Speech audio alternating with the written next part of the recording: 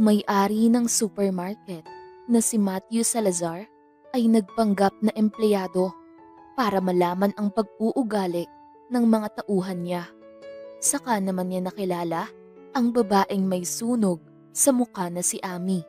Nang mag-apply ito ng trabaho, nakita niya kung paano ito ipahiya at laitin ng manager na ni-hire niya. Dahil sa awa na nararamdaman niya sa babae at bilang pambawi na rin sa ginawa ng tauhan, ay tinanggap niya ito bilang sales lady. Sa mga sumunod na araw ay nakikita ni Matthew kung gaano kabait at kasipag si Amy pagdating sa trabaho. Alam niyang may mabuti itong kalooban kahit hindi biniyayaan ng magandang muka. Nang mag-umpisa na siyang lumapit sa dalaga at palagi na silang magkasama, ay may sekreto na siyang nararamdaman rito na siya lang ang nakakaalam. Hahayaan nga ba ni Matthew na tadhana ang kumilos para sa kanya o siya mismo para masabi kay Amy ang feelings niya rito? Maaga pa lang ay gumagayak na si Amy para umalis at mag-apply ng trabaho sa syudad. Wala kasi siyang swerte dito sa probinsya nila, kaya gusto niyang makipagsapalaran sa ibang lugar. May naipon naman siyang pera sa kanyang alkansya, kaya yun ang gagamitin niyang pocket money sa pagluwas. Kagabi pa siya nag-impake ng mga damit niya para wala na siyang ibang gagawin ngayon kundi ang umalis na lang. "Desidido ka na talagang umalis, anak?" tanong ni Aling Pasing. Pumasok ang nanay niya sa loob ng kanyang kwarto na hindi niya namamalayan. "Oo, Nay. Walang mangyayari kung dito lang ako pipirme sa bahay. Nahihiya na ako sa'yo. Ayoko namang magpakahirap ka sa pagtatrabaho para lang hindi ako makutya ng ibang tao," sagot ni Amy. Napabuntong hininga na lang ang nanay niya. Wala namang pakialam si Amy kung kutyain at maliitin siya ng ibang tao dahil hindi naman niya kasalanan ang masunog ang bahay nila dati. Natamaan kasi ng apoy ang mukha niya, dahilan para masunog ang kaliwang bahagi ng kanyang muka, kaya pangit siyang tignan.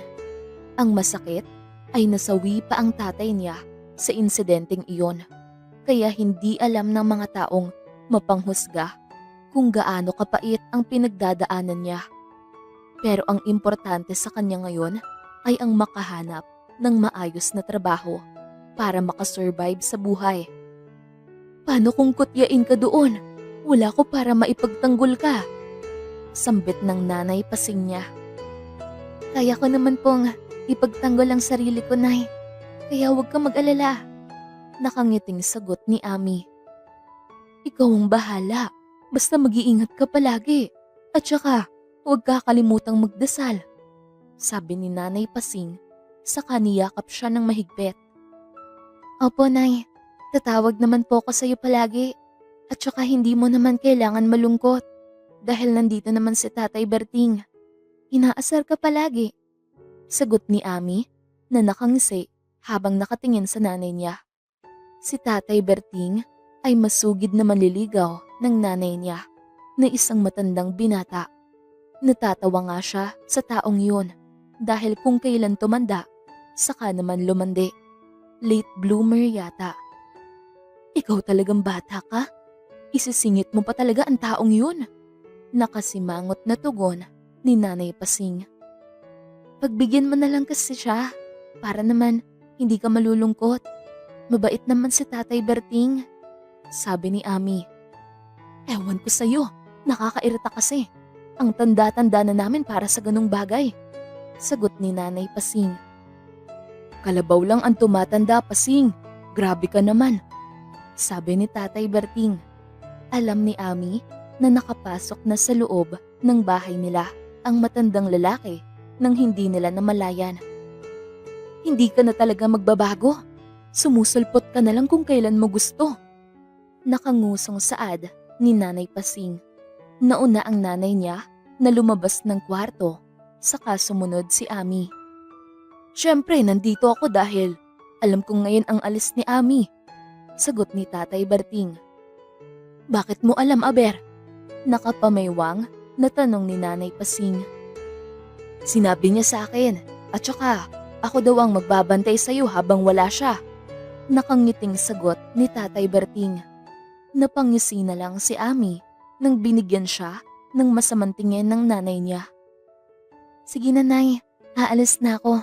Huwag kang umiyak at malungkot dahil ayaw ko ng ganon. Ingat kayong dalawa dito. Paalam ni Ami. Dahan-dahan siyang lumabas ng bahay habang nakasukbit ang dala niyang backpack sa kanyang likuran. Hindi na tumingin si Ami sa nanay niya dahil ayaw niyang nakikita itong umiiyak. Sobrang bigat ng dibdib niya pero kailangan niyang tatagan ang loob niya dahil kailangan. Sumakay na siya sa pampasaherong jeepney nang dumaan ito kung saan siya nakatayo. Sobrang lalim ng buntong hininga ni Ami habang nakatingin sa bawat bahay na nadadaanan niya. Ni hindi na niya pinansin ang nagtatanong na mga tingin ng ibang pasahero na kasama niya sa jeepney. Makalipas ang 2 oras na biyahe ay narating na nila agad ang syudad at dumiretso na ang jeep sa may terminal. Nagbayad na agad si Ami at isinuot niya ang dala niyang hoodie dahil sobrang init ng panahon.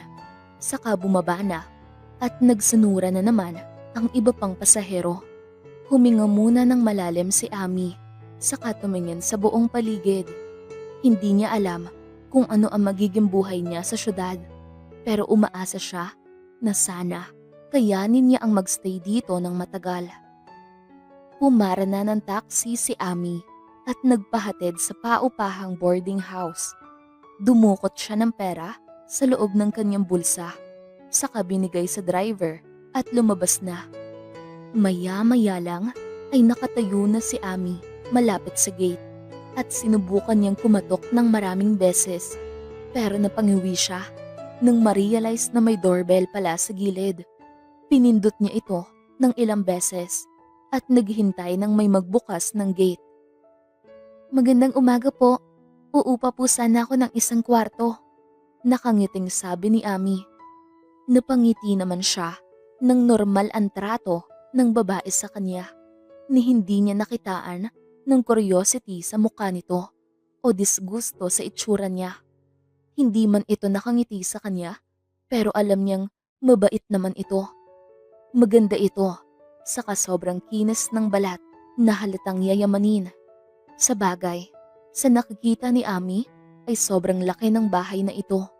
Nang tignan niya ulit ang babae, ay may nababanaag siyang lungkot sa mga mata nito. Sige halika, pasok ka. Sagot ng babae. Pumasok naman agad si Ami nang niluwagan ng babae ang gate. Nang nasa loob na si Ami, ay napapatingin siya sa mga taong nasa loob. May nagsasayaw, nagsasampay, at naglalaba. Pero ang napansin niya ay kadalasang may mga kapansanan. Siya nga pala, ako si Jean at sila naman ang makakasama mo rito. Mga boarders din ang mga yan. Sana huwag kang magtaka kung kadalasan sa kanila ay may kakulangan. Dito sa boarding house ko ay tinatanggap ko lahat. Kompleto ka man o hindi ay pwede ka rito.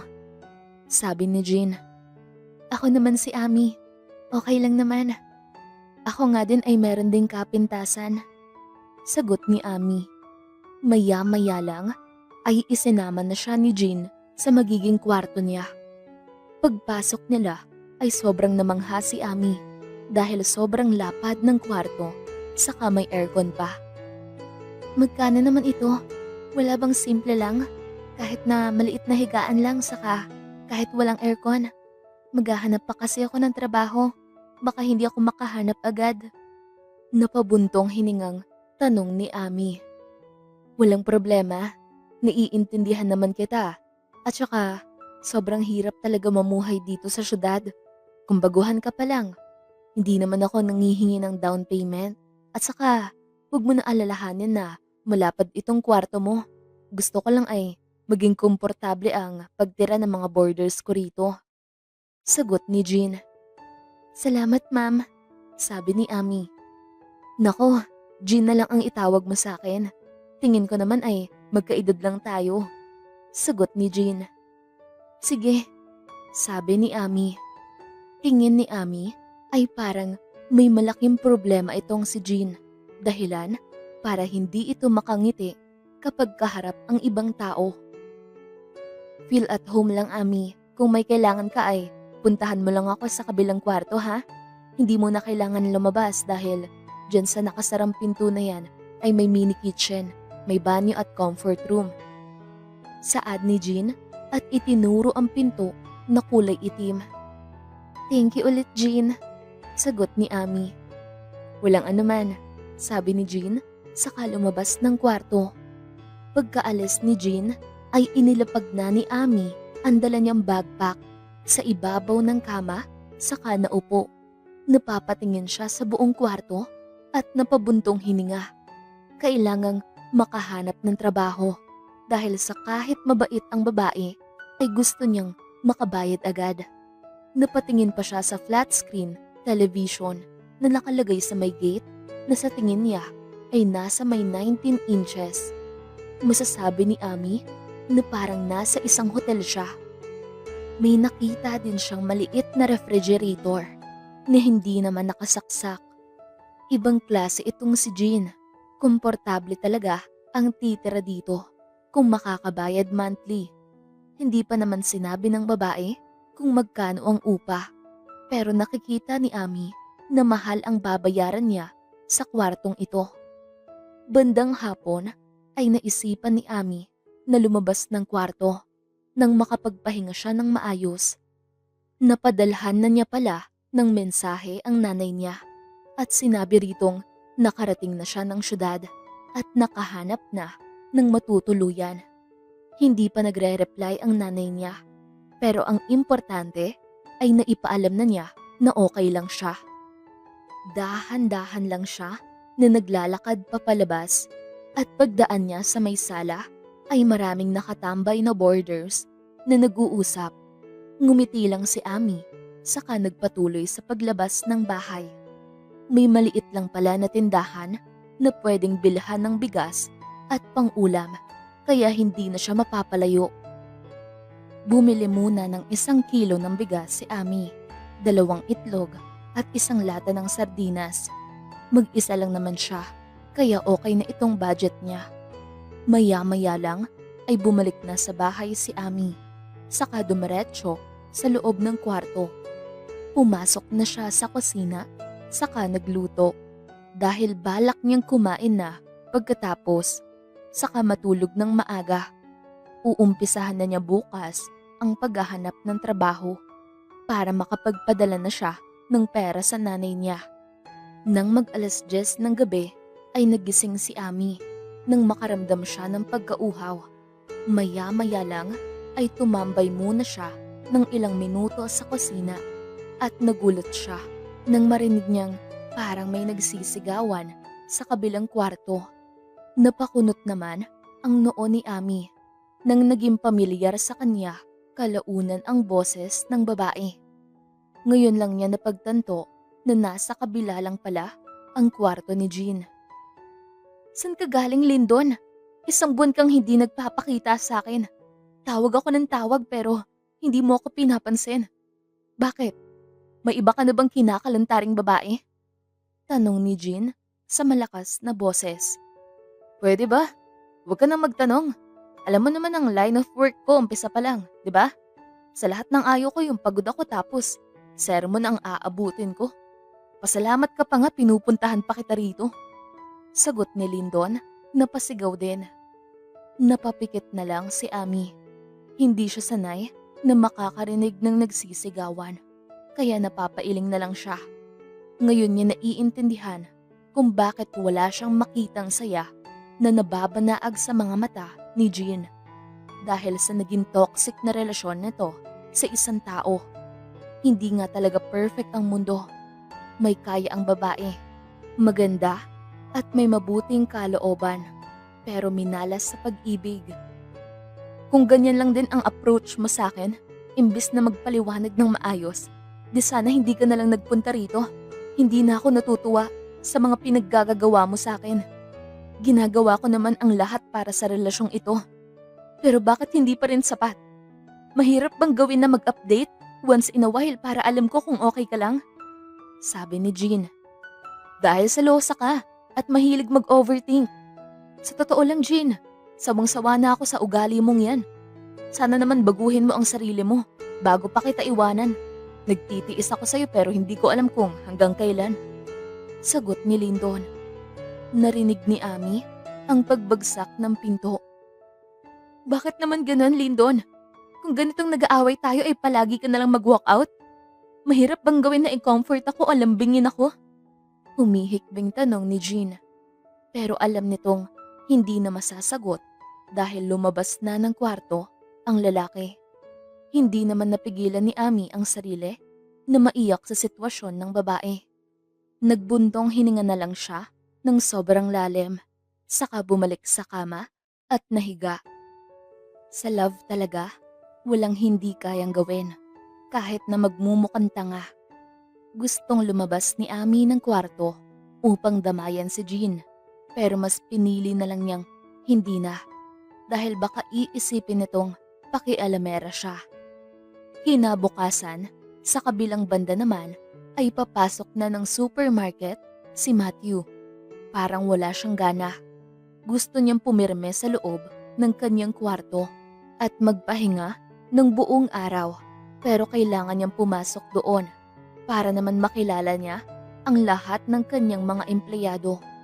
Nang maisip niya na nandito pala si Norman, ay pinuntahan niya ito sa kwarto nito. Kumatok siya ng 2 beses bago siya pinagbuksan ng pinto ng kapatid.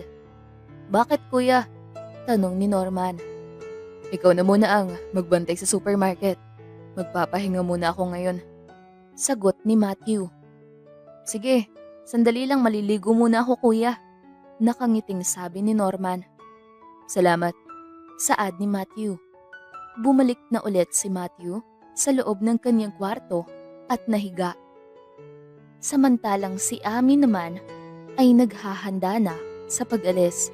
Nakasalid na sa transparent folder ang lahat ng kanyang requirements dahil uumpisahan na niya ngayon ang paghahanap ng trabaho.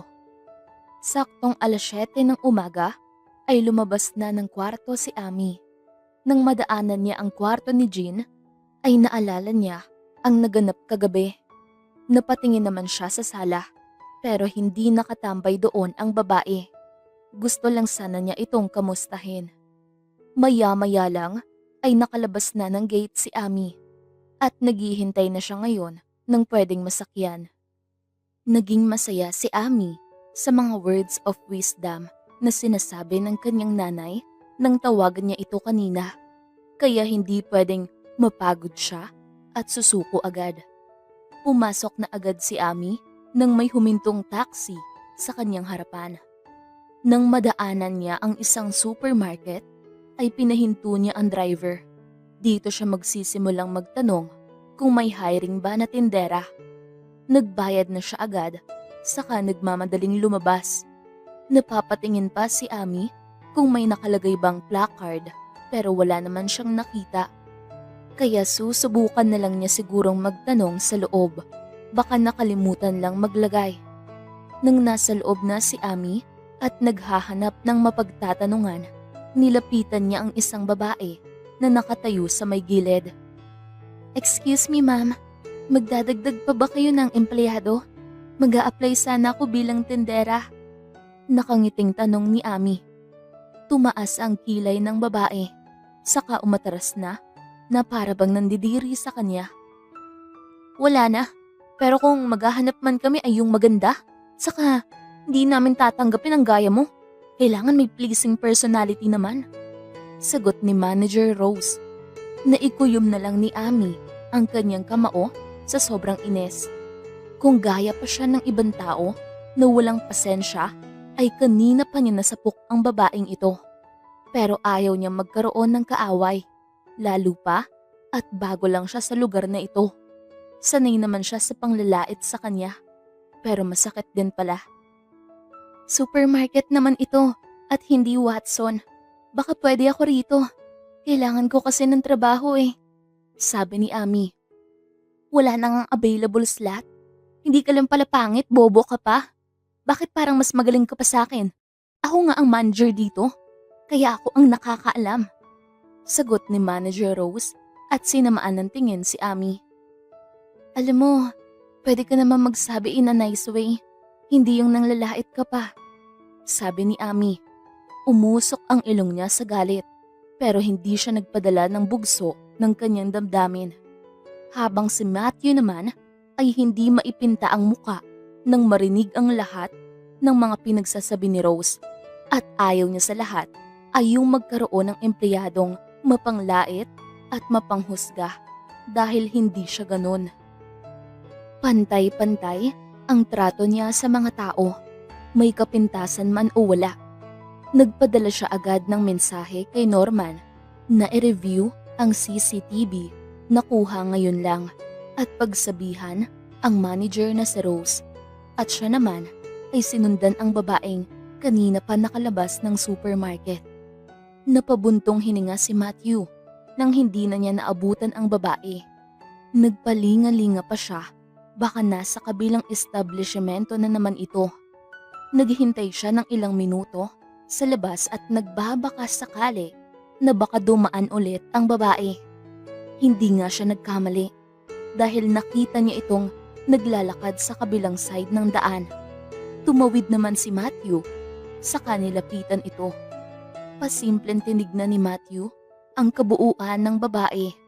Hindi naman ito pangit, sadyang may sunog lang sa kabila nitong muka at sa katunayan nga ay matangkad ito at may magandang pangangatawan. Miss, mag-a-apply ka ba ng trabaho? Tanong ni Matthew. Oo sir, pero malabo yatang makapasok ako. Sagot ni Ami. Akong bahala sa'yo. Bumalik tayo dun sa supermarket. Kilala ko yung may-ari. Nakangiting sabi ni Matthew at nagpatiuna sa paglalakad. Nakasunod lamang sa kanya ang babae hanggang sa makapasok silang dalawa sa supermarket. Ang maganda lang ay hindi siya kilala ng lahat ng mga empleyado sa supermarket niya. Kaya malaya siyang makakagalaw sa loob na parang customer. Noong magsimula kasi itong negosyo niya last year, ay si Norman lang ang nagbabantay rito, habang siya naman ay nag-aasikaso sa ibang lugar. Bakit mo nga pala kilala ang may-ari, sir? Tanong ni Ami.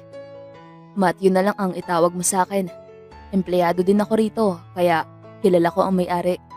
Sagot ni Matthew. Kumatok siya ng 2 beses bago itinulak ang pinto papasok. Saka naman papatayo si Rose na nagpupunas ng muka at nagmamadaling lumabas ng pinto. Nasabunan yata ng sobra ni Norman ang babae, kaya ganun.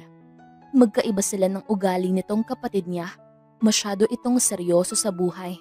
Kaya hindi niya binibiro kapag nag-uusap nga sila ay walang tawanan o asaran. Ang nakakatuwa ay masyadong masunurin ito si Norman. Kahit anong ipagawa niya ay susundin nito at hindi nagrereklamo. Mag-a-apply daw siya ng trabaho, sir.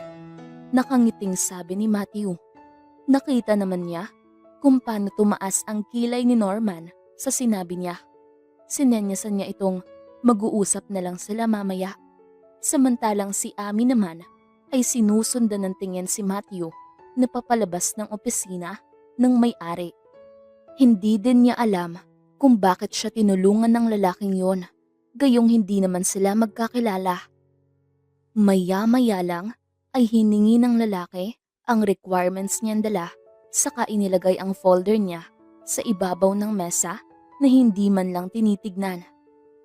Hindi mo po ba titignan ang requirements ko, sir? Tanong ni Ami.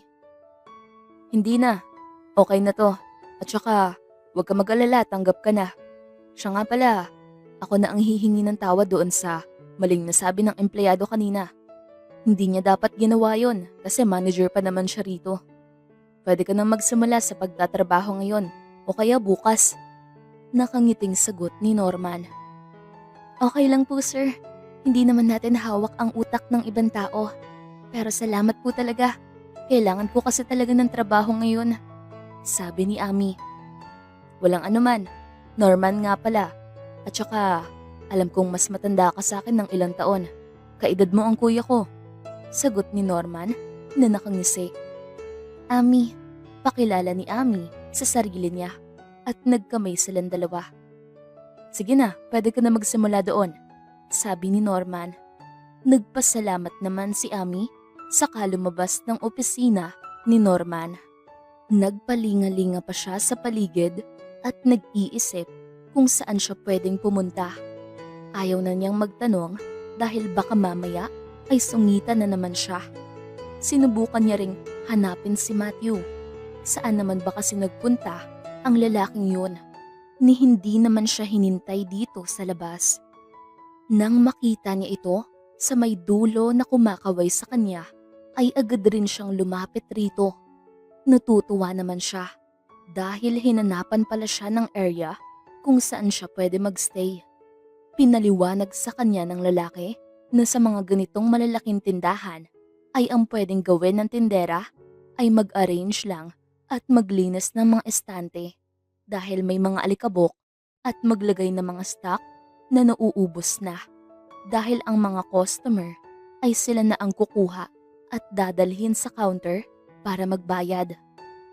Maya-maya lang ay nagsimula ng magtrabaho si Ami.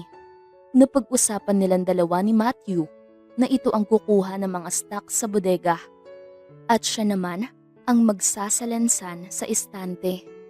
Hindi nakaramdam ng pagkabored si Ami dahil may kasama siyang madaldal. At hindi siya napapagod dahil masayang-masaya ang puso niya. Hindi na siya naiinitan sa paghahanap ng trabaho kasi naman nakapasok siya agad at ipinagpapasalamat niya ito sa lalaking kasama niya ngayon. Nang magtanghalian ay nasama silang dalawa ni Matthew sa unang batch na kumain at ang iba naman ay pagkatapos nila. Salitan lang para may maiiwan kung sakaling may papasok na customer. Hindi nakapagdala ng baon si Ami dahil hindi naman niya naiisip na makapagtrabaho siya ngayon. Mabuti na lang may dala siyang pera. Pagkatawid nila sa kabila ay pumasok sila sa isang kainan na sosyal. Nagdadalawang isip pa si Ami na baka mahal ang pagkain rito at kukulangin siya sa budget. Anong ginagawa mo? Bilisan mo na at maghahanap pa tayo ng mauupuan. Tanong ni Matthew. Sa iba na lang siguro ako. Sagot ni Ami. Halika na, ililibre naman kita. Sabi ni Matthew, saka hinila papunta sa dulo. Ewan ba niya, bakit ganito kabait ang lalaking ito sa kanya at hinahayaan niya lang na hawakan nito ang kamay niya. Pero mas maganda na rin yung ganito na may kakampi siya. Naku, nakakahiya naman sa'yo. Sagot ni Ami at naupo sa bakanting upuan. Mas lalo tayo matatagalan sa ginagawa mo. Tumayo ba naman sa gitna ng kainan? Natatawang sabi ni Matthew, saka tinawag ang waiter. Napangisi na lang si Ami at napapayuko. Ngayon lang niya na-realize ang ginawa niya kani-kanina lang. Nagulat ako Hindi ka naman nagsabing dito tayo pupunta. Simpleng kainan lang naman ang afford ko. Nahihiyang sagot ni Ami. Wala namang problema. Sagot ko naman ang bayad. Sabi ni Matthew. Nakakahiya naman. Babayaran na lang kita kapag nakasahod tayo. Sagot ni Ami. Libre nga. Hindi naman utang. Ikaw talaga. Sambet ni Matthew at tinanggap ang menu na binigay ng waiter. Sige. Saad ni Ami at tinignan din ang isa pang menu. Napangiwi naman siya nang makita ang presyo ng pagkain na nandito. Kung makaka-order sila rito ng 4 na putahe ay parang isang araw na niyang budget yun. Pero si Matthew naman ang bahala. Kaya hahayaan na lang niya muna ito ngayon. Anong gusto mong ulam? Tanong ni Matthew. Kung ano yung gusto mong orderin ay ganun na lang din sa akin. Sagot ni Ami. Sige, tipid na sagot ni Matthew. Tumahimik na rin siya nang mag-umpisa ng mag-order si Matthew. Pagkaalis ng waiter upang ipaluto ang order nila ay nagpalinga-linga sa buong paligid si Ami. Umasa siya na mabilis lang silang makakain ngayon dahil baka matagalan sila at mapagalitan. Ayaw niyang matanggal sa trabaho, gayong kakaumpisa lang niya. Maya-maya lang ay kumain na sila agad pagkalapag ng waiter sa ibabaw ng mesa ang pagkain na kanilang inorder. Patingin-tingin lang si Ami kay Matthew na tahimik na kumain. Ngayon lang niya napansin na sobrang kinis ng balat ng lalaking ito. Tumaas ang tingin niya sa mukha nito. Labi, ilong at pilik mata. Kung susumahon ay gwapo ang lalaki. Makalipas ang ilang minuto ay tapos na silang kumain at nagbayad na rin si Matthew. Saka sabay na silang bumalik sa supermarket. Busog na busog si Ami kaya tumayo muna siya sa pwesto niya at iniunat ang katawan bago bumalik sa pagtatrabaho. Hindi pa siya natapos sa pagsalansa ng mga kinuhang stock ni Matthew. Bandang hapon ay nagsiuwian na silang lahat matapos mailak ang roll-up sa supermarket. Hindi na niya nakita pa si Matthew. Ewan lang niya kung saan nagpunta ang lalaking yun, pero baka may iba lang na ginawa. Nandito na siya ngayon sa may gilid ng daan at naghihintay ng pwedeng masakyan. Habang palinga-linga si Ami, ay may napansin siyang puting kotse na huminto sa kanyang harapan. Bumukas ang bintana, saka dumungaw si Norman na nakangiti. "Hatid na kita, Ani," sabi ni Norman. "Hindi na, maghihintay na lang ako ng taxi. Nakakaabala pa ako sa'yo," sagot ni Ami. "Okay lang, hindi naman ako nagmamadali," sabi ni Norman. "Sige na nga, masyado kang mapilit," sagot ni Ami na nakangisi. Sa front seat na siya pinasakay ni Norman kahit ayaw niya. Mas okay din dahil makakatipid na siya sa pamasahe ngayon. Itinuro na niya sa lalaki kung saan siya hihinto. Kaya pagkahinto ng sasakyan ay agad siyang bumaba. "Salamat, Norman," nakangiting sabi ni Ami. "You're welcome, Ami," sagot ni Norman at nagmaneho na palayo. Pumasok naman sa loob ng gate si Ami pagkaalis ni Norman. Nang nasa loob na siya ay sobrang tahimik ng buong bahay. Ni wala siyang nakita kahit isang tao na nakatambay sa may sala. Dumiretso siya sa kanyang kwarto, saka nahiga sa kama. Hindi niya alam kung nasaan si Jean ngayon. Tahimik kasi ang kwarto nito sa kabila. Baka nasa trabaho. Hindi naman niya natanong kung ano ang trabaho ng babae. Samantalang si Matthew naman ay nasa sala habang umiinom ng juice. Nauna na siyang umuwi kanina dahil may importante siyang pinuntahan. Naisip niya na baka nakauwi naman siguro ng maayos si Ami sa bahay nito. Masasabi talaga niyang masyadong masipag ang babae na magtrabaho at naramdaman din naman niyang kailangan talaga nito ng trabaho. Napatingin siya sa front door pagpasok ng kapatid na si Norman na may dala itong disposable Tupperware. "Ano yung drama mo kanina? Kailan ka pa nagkaroon ng babaeng kaibigan? At saka, malinaw kong nakikita ang mga pinaggagawa mo sa CCTV. Tanong ni Norman. "Wala lang. At saka, kaibigan ko naman talaga si Ami," sagot ni Matthew. "Yung pagpapanggap mong empleyado ng supermarket, ano namang masasabi mo dun?" Tanong ni Norman. "Hayaan mo na lang ako. Mas gusto ko ang may ginagawa," sagot ni Matthew. "Ikaw ang bahala. Teka lang muna, saan ka nga pala nagpunta kanina?" Tanong ni Norman at naupo sa tabi niya, saka uminom ng juice. "May importante lang akong pinuntahan," sagot ni Matthew. "Okay," sabi ni Norman. Maya-maya lang ay tumayo si Norman, saka naglakad paakyat ng hagdan. Pero natigil ito nang tawagin niya. "Siya nga pala, Kamusta naman si Ami? Nakauwi na ba siya? Tanong ni Matthew. Ewan ko sa'yo kuya. Tawagan mo siya. Magkaibigan naman kayong dalawa. Sagot ni Norman na nakangisi. Ikaw na lang kay ang sumagot. Imposible namang hindi mo siya nakita kanina. Naiiling na sabi ni Matthew. Okay naman siya at saka isinakay ko kanina dahil madaanan ko naman pala ang bahay niya. Sagot ni Norman. Salamat bro, sabi ni Matthew.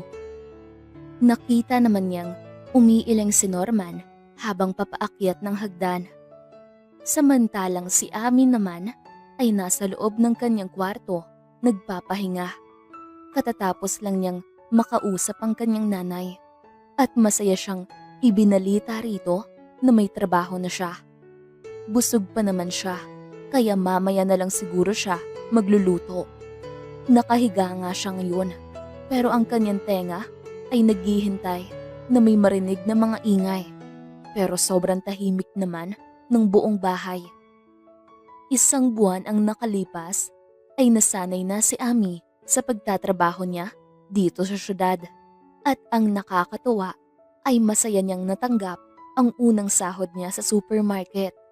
Kaya nagkaroon siya ng pagkakataon na makagala sa syudad at makapagpadala ng pera sa nanay niya. Hello nanay, natanggap mo na ba ang pera na ipinadala ko sa'yo? Tanong ni Ami. Oo anak, maraming salamat. Basta mag-iingat ka dyan. Lagi mong iisipin na mahal kita. Sagot ng nanay Pasing. Mahal na mahal din kita nay. Basta, ilibre mo si Tatay Berting. Bilang pasasalamat ko sa kanya sa pagbabantay sa'yo. Sabi ni Ami. Ikaw talagang bata ka? Palagi mo nalang isinisingit sa usapan natin ang matandang yon. Pero sige na nga, may magagawa pa ba ako? Sagot ni Nanay Pasing. Natatawa naman si Ami habang ibinaba ang tawag. Kahit hindi niya nakikita ang nanay niya, ay alam niyang nalukot ang muka nito sa inis kay Tatay Berting. Bago umuwi, ay bumili muna ng ilulutong ulam mamaya sa hapunan niya. Maya-maya lang ay umuwi na siya ng bahay matapos siyang makabili ng kakailanganin niya. Habang papasok siya ng gate ay napansin niyang tumutunog ang kanyang cellphone na nasa loob ng kanyang bulsa. At kumunot ang noo ni Ami nang makita niyang si Matthew ang tumatawag. Nasaan ka Ami? Tanong ni Matthew pagkasagot niya ng tawag. Nasa bahay na, sagot ni Ami. Ganun ba? Sige, sabi ni Matthew sa kabilang linya. Bakit may kailangan ka? Tanong ni Ami. Wala naman, natanong ko lang. Sagot ni Matthew. Sigurado ka? Tanong ni Ami na nakakunot ang noo. Oo, sagot ni Matthew. Siya nga pala, nakasara na ang supermarket? Tanong ni Ami. Hindi pa naman, mamaya pa ito. Sagot ni Matthew at napabahing pa sa kabilang linya. Ganun pala, pero bakit ka nakatawag? Bukas ng hapon na lang pala kita ililibre ah. Maglalaba kasi ako ngayon, pag out na lang natin sa trabaho. Gusto ko namang bumawi, kasi parang isang buwan mo na rin akong nililibre ng pagkain. Sabi ni Ami. Okay lang, walang problema. Napakabait mo kasi, kaya marami kang kaibigan. Pati yung may-ari ng supermarket ay palagi kang nililibre ng hatid sa bahay mo. Natatawang sagot ni Matthew. Bakit mo alam? Nakangangang tanong ni Ami. Siyempre, nakikita ko. Sagot ni Matthew. Sumabay ka na rin sa amin next time para hindi masyadong nakakahiya. Sabi ni Ami. Hindi na. Sige na Ami, ingat ka. Sagot ni Matthew. Saka ibinaba ang tawag. Napabuntong hininga na lang si Ami, kaya mas lalo siyang pinag-iinitan ni Manager Rose dahil masyado siyang close kay Matthew. Hindi naman kasi maipagkakailang gwapo ang lalaki. Mas lalo na siguro kapag nalaman nito na sumasakay din siya sa sasakyan ni Norman. Abot langit na siguro ang galit ng babaeng yun. Maya-maya lang ay pumasok na sa kanyang kwarto si Ami at dumiretso siya sa mini kitchen upang ilapag ang kanyang pinamiling pagkain na iluluto ngayon. Gusto niyang makita si Jean dahil magbabayad na siya ng upa ng bahay. Pero masyadong busy yata ang babae. Doktor yata ito dahil may nakita siyang uniforme na pang-ospital sa bakuran na nakasampay. Maya-maya lang ay naglaba muna si Ami dahil busog pa naman siya. Naisip niyang mamaya na lang siya magluto kapag gabi na para kakain na lang siya pagkatapos. Kaunti lang itong marurumi niyang damit dahil kada uwi niya ay naglalaba siya para masampay lang niya sa may banyo. Pero ngayon ay sa labas siya magsasampay. Makalipas ang ilang minuto ay bitbit na ni Ami ang isang basket na may lamang damit na nilalabhan niya. Napakunot naman ang noo ni Ami nang makasalubong niya sa may sala si Jean. Nakasunod ito sa boyfriend nito. Napatitig siya sa lalaki ng matagal. May itsura naman, kaya lang napaka-toxic ng pag-uugali. Nang tignan niya si Jean ay hindi man lang ito ngumiti sa kanya at naiintindihan naman niya ang babae. Sa isang buwan niyang nakatira sa bahay nito ay kabisado na niya ang pag-uugali ng babae. Kahit kailan talaga'y wala kang modo, bastos ka, na para bang hindi ka profesional kung umasta, sabi ni Lyndon. Napangiwi naman si Ami, paniguradong mag-aaway na naman ang mga ito. Ni nandito pa nga siya at makikita niya ang mga ito. Anong gusto mong i-react ko, Lyndon? Matutuwa sa pinagagawa mo? Nakikipaglampungan ka sa babaeng yon sa public place. Tapos alam ng mga tao na ako ang girlfriend mo. Mahiya ka naman. Sagot ni Jean sa malakas na boses. Ikaw lang naman yung nag-iisip ng ganyang, Jean. Lahat na lang ng galaw ko ay binibigyan mo ng mali siya. Siyempre kakalala ko si Ami, kaya ganun lang kami. Sabi ni Lyndon. Napanguwi naman si Ami dahil muntik pa silang magkapareha ng pangalan nung babaeng malantod na yon. Dahil iba ang nakikita ko, respeto naman sana. Sagot ni Jean. Ang paningin mo ang problema, hindi ako. Makaalis na nga, nasisira ang araw ko sa'yo. Narinig niyang sabi ni Lyndon. Kaya agad na lumabas ng bahay si Ami at nag-umpisa ng magsampay ng nilabhan niya. Napapailing na lang siya nang maisip na kapag mag-aaway ang mga ito ay palaging ang lalaki na lang ang mahilig mag-walk out.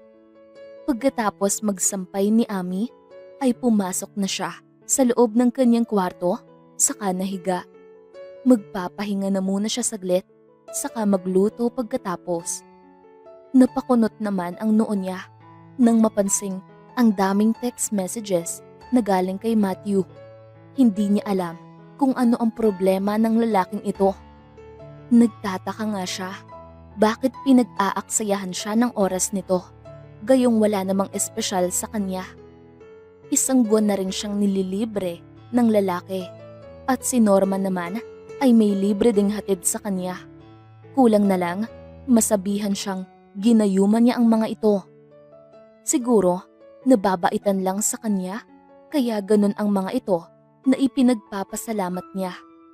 Napapansin din niyang mapagbigay ang lalaki dahil kung ano-ano na lang ang bibilhin nito sa kanya. Kahit ayaw niyang tanggapin, ay ipinipilit pa rin ni Matthew. Samantalang si Matthew naman ay nakasimangot habang nasa bodega siya nakatambay. Kasama niya ang mga lalaking empleyado. Naghahakot silang lahat ng stock. Kaya nandito sila nagpapahinga. Kaya wala siya sa mood dahil ang dami na niyang mensahe kay Ami. Wala pa rin siyang natatanggap na reply mula rito. Ewan ba niya, masyado lang maikli ang isang buwan. Pero may nararamdaman na siyang kakaiba para sa babae na hindi niya inaasahang mararamdaman niya. Nang mag-uwian, bandang hapon, ay nasa labas ng supermarket si Matthew. Habang ang lalaking empleyado ay nag-lock ng roll-up. Siya naman ay naghihintay ng reply ni Ami, kaya hindi niya namalayang mag-isa na lang pala siya at umalis na ang iba. Saka naman hindi niya napansin na kanina pa pala sa kanyang harapan ang kapatid na si Norman.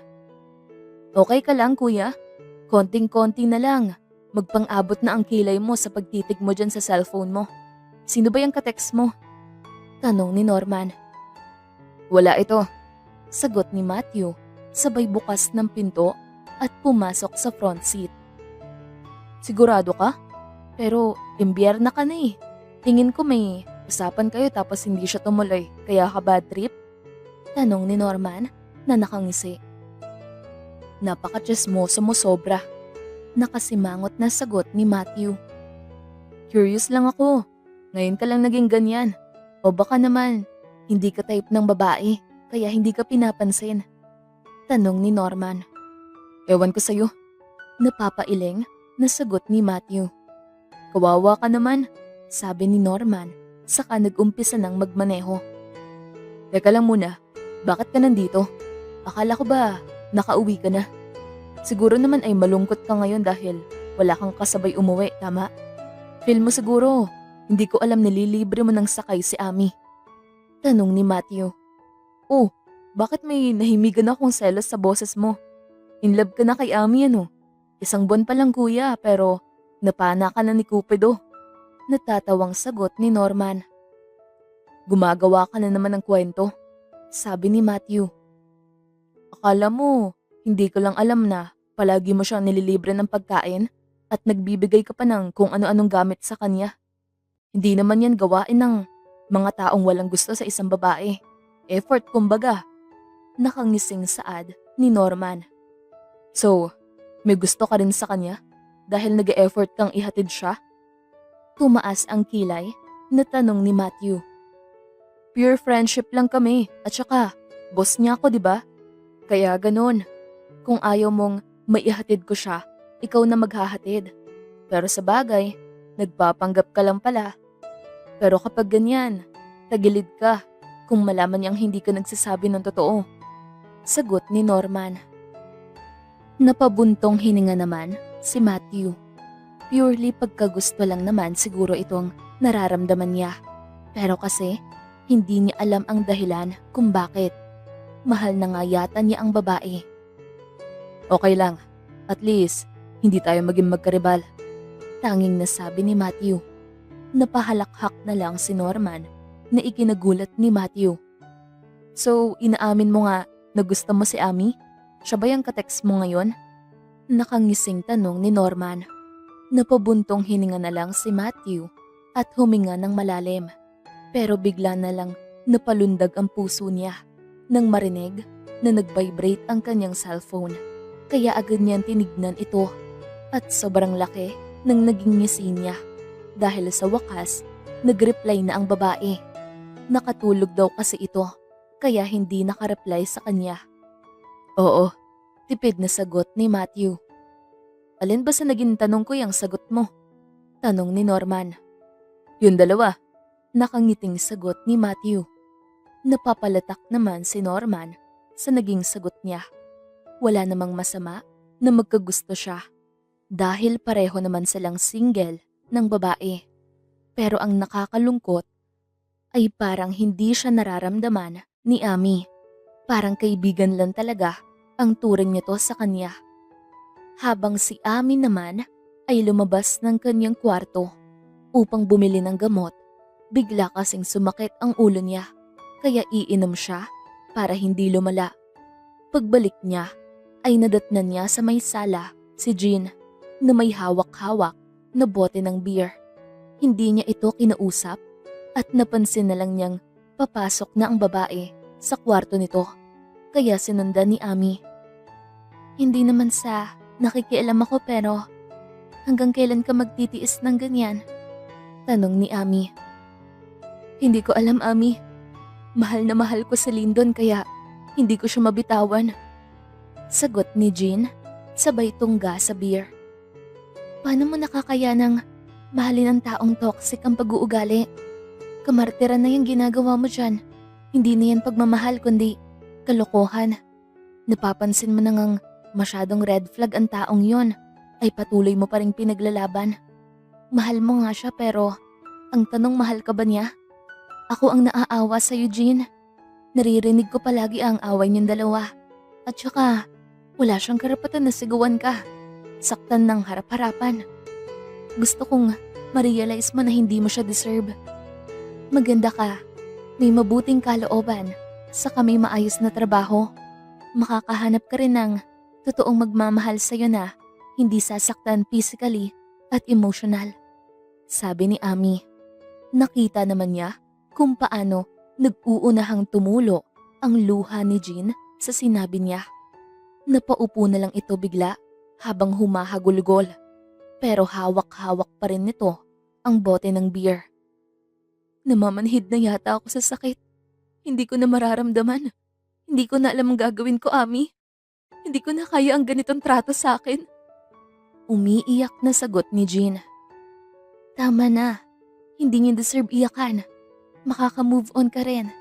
Kung gusto mo ng peaceful na buhay, hiwalayan mo na siya. At umpisahan mo na rin mahalin ang sarili mo. Sana, ito na ang huling maririnig kita na umiiyak. Sabi ni Ami at niyakap ng mahigpit si Jean. Maraming salamat, Ami. Sana maging okay ang lahat. Sagot ni Jean. Inaya siya nito sa loob ng kwarto nito. Kaya pumayag na rin si Ami. Sabay na silang kumain na dalawa at siya na ang nagpresentang magluto dahil parang wala sa tamang wisyo si Jean. Ang dami nilang napag-usapan na dalawa tungkol sa buhay at mga pinagdadaanan sa pag-ibig. Sinamahan na rin niyang uminom ang babae kahit ilang beses siyang napapaduwal sa pait ng beer hanggang sa nakatulog si Jean sa sobrang kalasingan.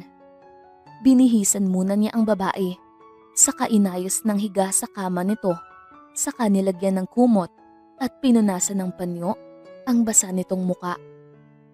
Alam niyang sasaya si Jean pagdating ng araw kung ma-realize nito ang maling desisyon na patuloy na mahalin si Lyndon at makipaghiwalay sa lalaki. Kinabukasan ay nagmamadaling umalis ng bahay si Ami dahil mataas na ang sikat ng araw nang siya ay magising. Umaasa siya na sana hindi siya mapagalitan ni Norman o pagdiskitahan ni Manager Rose. Masama pa naman ang loob ng babaeng yun sa kanya dahil kay Matthew, pero wala naman siyang pakialam rito. Mabuti na lang nakasakay siya agad ng taxi at nagpahatid sa supermarket. Pagdating niya doon ay napansin niya si Matthew na parabang nagganda haba ang leeg sa pagtanaw na parabang may hinahanap.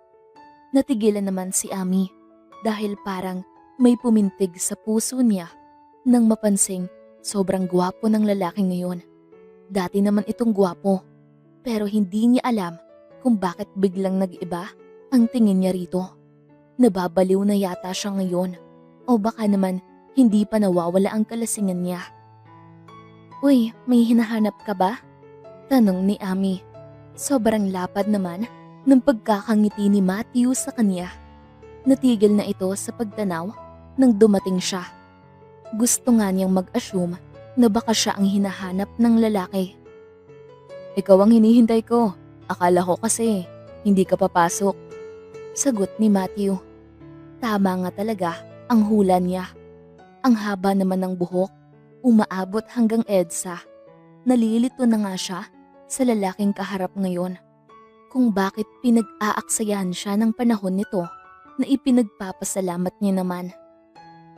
Nalate ako eh, sabi ni Ami na nakangiti. Ikaw lang tong late pero nakangiti. Tara na sa loob. Sagot ni Matthew na nagpatiuna sa paglalakad. Nakangiti lang ako, Matthew, pero kinakabahan ako. Ayoko pa namang maalis sa trabaho, sabi ni Ami. Akong bahala sa'yo at saka magtatagal ka rito. Nakikita naman ni Norman na masipag ka sa ginagawa mo, kaya magstay ka. At ang maganda ay kaibigan kayong dalawa. Nakangising sagot ni Matthew at inakbayan siya. Sabagay, Kulang na nga lang. Kalbuhin ako ni Manager Rose dahil close ako sa inyo. Kahit kailan talaga, kontrabida ang babaeng yun. Sabi ni Ami. Hayaan mo na yun. Di naman niya ikinaganda ang pagiging maldita. Natatawang sagot ni Matthew. Kaya nga, nagkibit balikat na sabi ni Ami.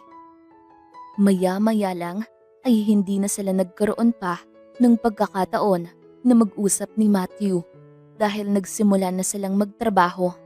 Nagkataon namang malapit na matapos ang buwan kaya kailangan na lang mag-inventory. Dami nalang bibilanging stock kaya mapapasubo talaga sila. Bandang hapon ay masyadong masakit ang katawan ni Ami.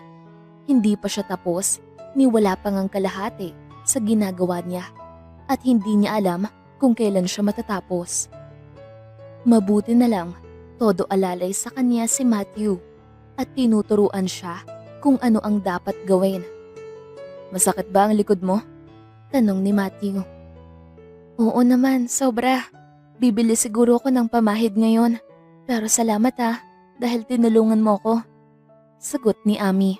Samantalang si Matthew naman ay nakatingin lang kay Ami at nakangiti. Ramdam niya ang pagod ng babae. Kaya hinaplos niya ang likod nito ng dahan-dahan. Dahilan para mapalingon sa kanya ang babae. Walang anuman, malakas ka sa akin eh. Nakangiting sabi ni Matthew.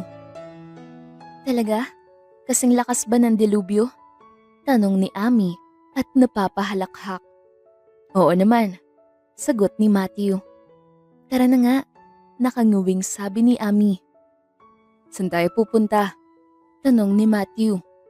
Tumawid kasi sila sa kabilang parte ng daan, kaya nagtatanong ito kung saan sila pupunta. Hindi naman kasi niya nakakalimutan ang ipinangako niyang ilibre ito. Kakain tayo, hindi nga lang sa mamahaling restaurant dahil konti lang itong budget ko. Kakapadala ko lang sa nanay ko sa probinsya. Sagot ni Ami. Okay lang yan, mas gusto ko namang makasama ka kaysa ang kumain. Mahinang sabi ni Matthew. Ano yun? Hindi ko masyadong narinig. Tanong ni Ami at kumunot ang noon niya habang nakatingin sa lalaki. Wala naman, sagot ni Matthew at inakbayan siya. Napakamot naman sa batok si Ami. Biglang nakaramdam ng gutom si Ami nang malayo pa lang sila ay naaamoy na niya ang barbecue na karning baboy sa may di kalayuan. Dito lang tayo, okay lang ba sa'yo? Tanong ni Ami pagdating nila. Oo naman, masarap nga ang mga ihaw-ihaw nila rito. Sagot ni Matthew. Nagpunta ka na rito? Tanong ni Ami at nagpaluto na. Oo, kapag hindi ako busy sa trabaho. Sagot ni Matthew. Tumango naman si Ami at dinagdagan ang ipinaluto niyang barbecue. Saka silang naghanap ng mauupuan. Napapayuko naman siya dahil bigla siyang nakaramdam ng hiya dahil napapansin niyang nakatitig sa kanya si Matthew. Hindi niya alam kung ano ang nangyayari sa lalaking ito. Gayong hindi naman ito ganito dati. Ayaw naman niyang mag-assume na gusto siya ni Matthew dahil hindi naman siya maganda at sunog pa ang kanyang muka. Okay ka lang? May problema ba? Ang tahimik mo kasi. Tanong ni Ami. Wala naman, medyo napagod lang ako sa inventory kanina. Sagot ni Matthew. Hindi mo na sana ako tinulungan dahil trabaho ko naman yon. Pero salamat. Nakangiting sabi ni Ami. Walang problema. You can count on me anytime. Close tayo eh. Sagot ni Matthew na nakangiti at ipinakita pa nito ang magkadikit na mga daliri para i-emphasize na ganun sila ka-close sa isa't isa. Salamat dahil may isa akong taong masasandalan. Sabi ni Ami at hinawakan ng kamay ni Matthew sa kapinisel. Anytime, sagot ni Matthew. Natigil na lang ang kanilang usapan nang maluto ang kanilang in-order na barbecue. Nagustuhan naman ni Matthew. Kaya naging kampante si Ami. Nahihiya kasi siyang hindi ibalik ang pabor na ginawa nito dahil pinaghihirapan din naman ito ang pera na nilibre sa kanya. Pagkatapos nilang kumain, ay nagpalakad-lakad silang dalawa sa gilid habang nagpapatunaw ng kanilang kinain. Maya-maya lang ay napansin niyang dumikit si Matthew sa kanya ng kaunti at naramdaman na lang niya na nakahawak na sa kamay niya ang lalaki. Ang kinalalabasan ay magkahawak kamay silang dalawa na naglalakad na para bang magkasintahan. Nang humangin bigla at nagbabadyong umulan ay napagpasyahan nilang dalawa na maghanap ng pwedeng masakyan pa uwi. Sumabay na sa kanya si Matthew at una siyang inihatid para naman hindi na mahirapan maghanap ang lalaki kanina. Sa mga sumunod na linggo ay ganun pa rin ang routine ni Ami. Pagkatapos niyang mag-out sa trabaho kinahapunan ay kakain muna sila sa labas ni Matthew at ito na naman ang magbabayad. Pag-uwi naman niya ngayon ay hindi na siya nakahanap ng taxi dahil pinasakay na naman siya ni Norman. May inaasikaso yata ang lalaki dahil ngayon lang niya ulit ito nakita makalipas ang ilang linggo. "Kamusta naman, Ami? Blooming ka yata?" Nakangising tanong ni Norman. "Okay lang, nakakaganda ng mood yung may magandang trabaho," sagot ni Ami na nakangiti. "Parang hindi naman tungkol sa trabaho ang nakikita ko," sabi ni Norman. "Ikaw talaga? Ano namang nakikita mo?" tanong ni Ami. "Pagmamahal sa katrabaho mismo," nakangiting sagot ni Norman. Nakanganga naman si Ami. May alam yata itong boss niya sa closeness niya kay Matthew, kaya binibiro siya ngayon ng ganito. "Wala namang namamagitang relasyon na higit pa sa isang pagkakaibigan," sabi ni Ami. Pero natigilan naman siya. Wala nga ba? Saka naman pumasok sa isip niya si Matthew. Sa mga ipinapakita ng lalaki sa kanya na kabutihan ay posible. "Ang haba ng explanation, sobrang defensive," napahagik-gik na sagot ni Norman. "Hindi wala naman talaga," sabi ni Ami. Kung meron man ay hindi talaga siya aamin dahil masyadong nakakahiya o ambisyosa talaga siya kapag nagkataon. Pagdating nila sa tinitirhan niya, pagbaba pa lang niya ng sasakyan, may biglang yumakap sa kanya ng napakahigpit, saka umiyak ng sobrang lakas. Ano na namang problema nitong si Jean? "Anong nangyari?" tanong ni Ami. "Nagkahiwalay na kaming dalawa, Ami. Ang sakit-sakit. Nakita ko siyang nakipaghalikan sa ibang babae. At ang kapal pa ng mukha na makipaghiwalay sa akin." Napahagulgol na sagot ni Jean. "Tahan na, hindi naman siya importante. At least siya ang nakipaghiwalay sa'yo. Hindi ka na mahihirapan na bitawan siya," sabi ni Ami at hinahaplos-haplos ang likuran ni Jean. "Hindi ko matatanggap na basta lang niya akong ipagpalit sa iba," sagot ni Jean na umiiyak pa rin. "Marami ka pang makikitang masigit kay Lyndon, Jean, kaya huwag ka nang malungkot. Pagdating ng araw ay pagtatawanan mo na lang ang kabaliwan mo sa isang lalaki," sabi ni Ami at kumalas ng yakap. "Sana nga," naiileng na sagot ni Jean. Maya-maya lang ay napansin niyang lumabas ng kotse si Norman. Ang akala niya kasi ay umalis na. Pagkababa niya, nagkatinginan pa silang dalawa at tumingin kay Jean pagkatapos. "Si Norman nga pala, boss ko," pakilala ni Ami. "Hello, I'm Jean," sabi ni Jean at nakipagkamay sa lalaki. "Nice meeting you, Jean. Maganda ka, hindi mo kailangang umiyak. Matuwa ka pa nga dahil magkakaroon ka na ng chance ulit para magka-boyfriend." Nakangiting sagot ni Norman at pinunasan ang luha ni Jean. Napaikot na lang ang mga mata ni Ami. Lalaki talaga, ang hilig mambola. "Hindi na muna," sabi ni Jean na nahihiya. Napangisi naman si Ami dahil nakikita niyang bagay ang dalawang ito at may future together. Makalipas ang ilang minuto ay bumulong sa kanya si Norman na baka pwede niyang yayain ito papasok sa loob ng bahay. Gusto yatang maging rebound ang loko. Makalipas ang ilang minuto, ay sabay na silang tatlo na pumasok sa loob ng bahay. Sinamahan muna ni Jean si Norman sa may sala. Tumambay ang mga ito at siya naman ay pumasok muna sa kwarto at nagbihis. Mabuti na rin yon para may kakausap kay Jean, lalo na ngayon na nasasaktan ito.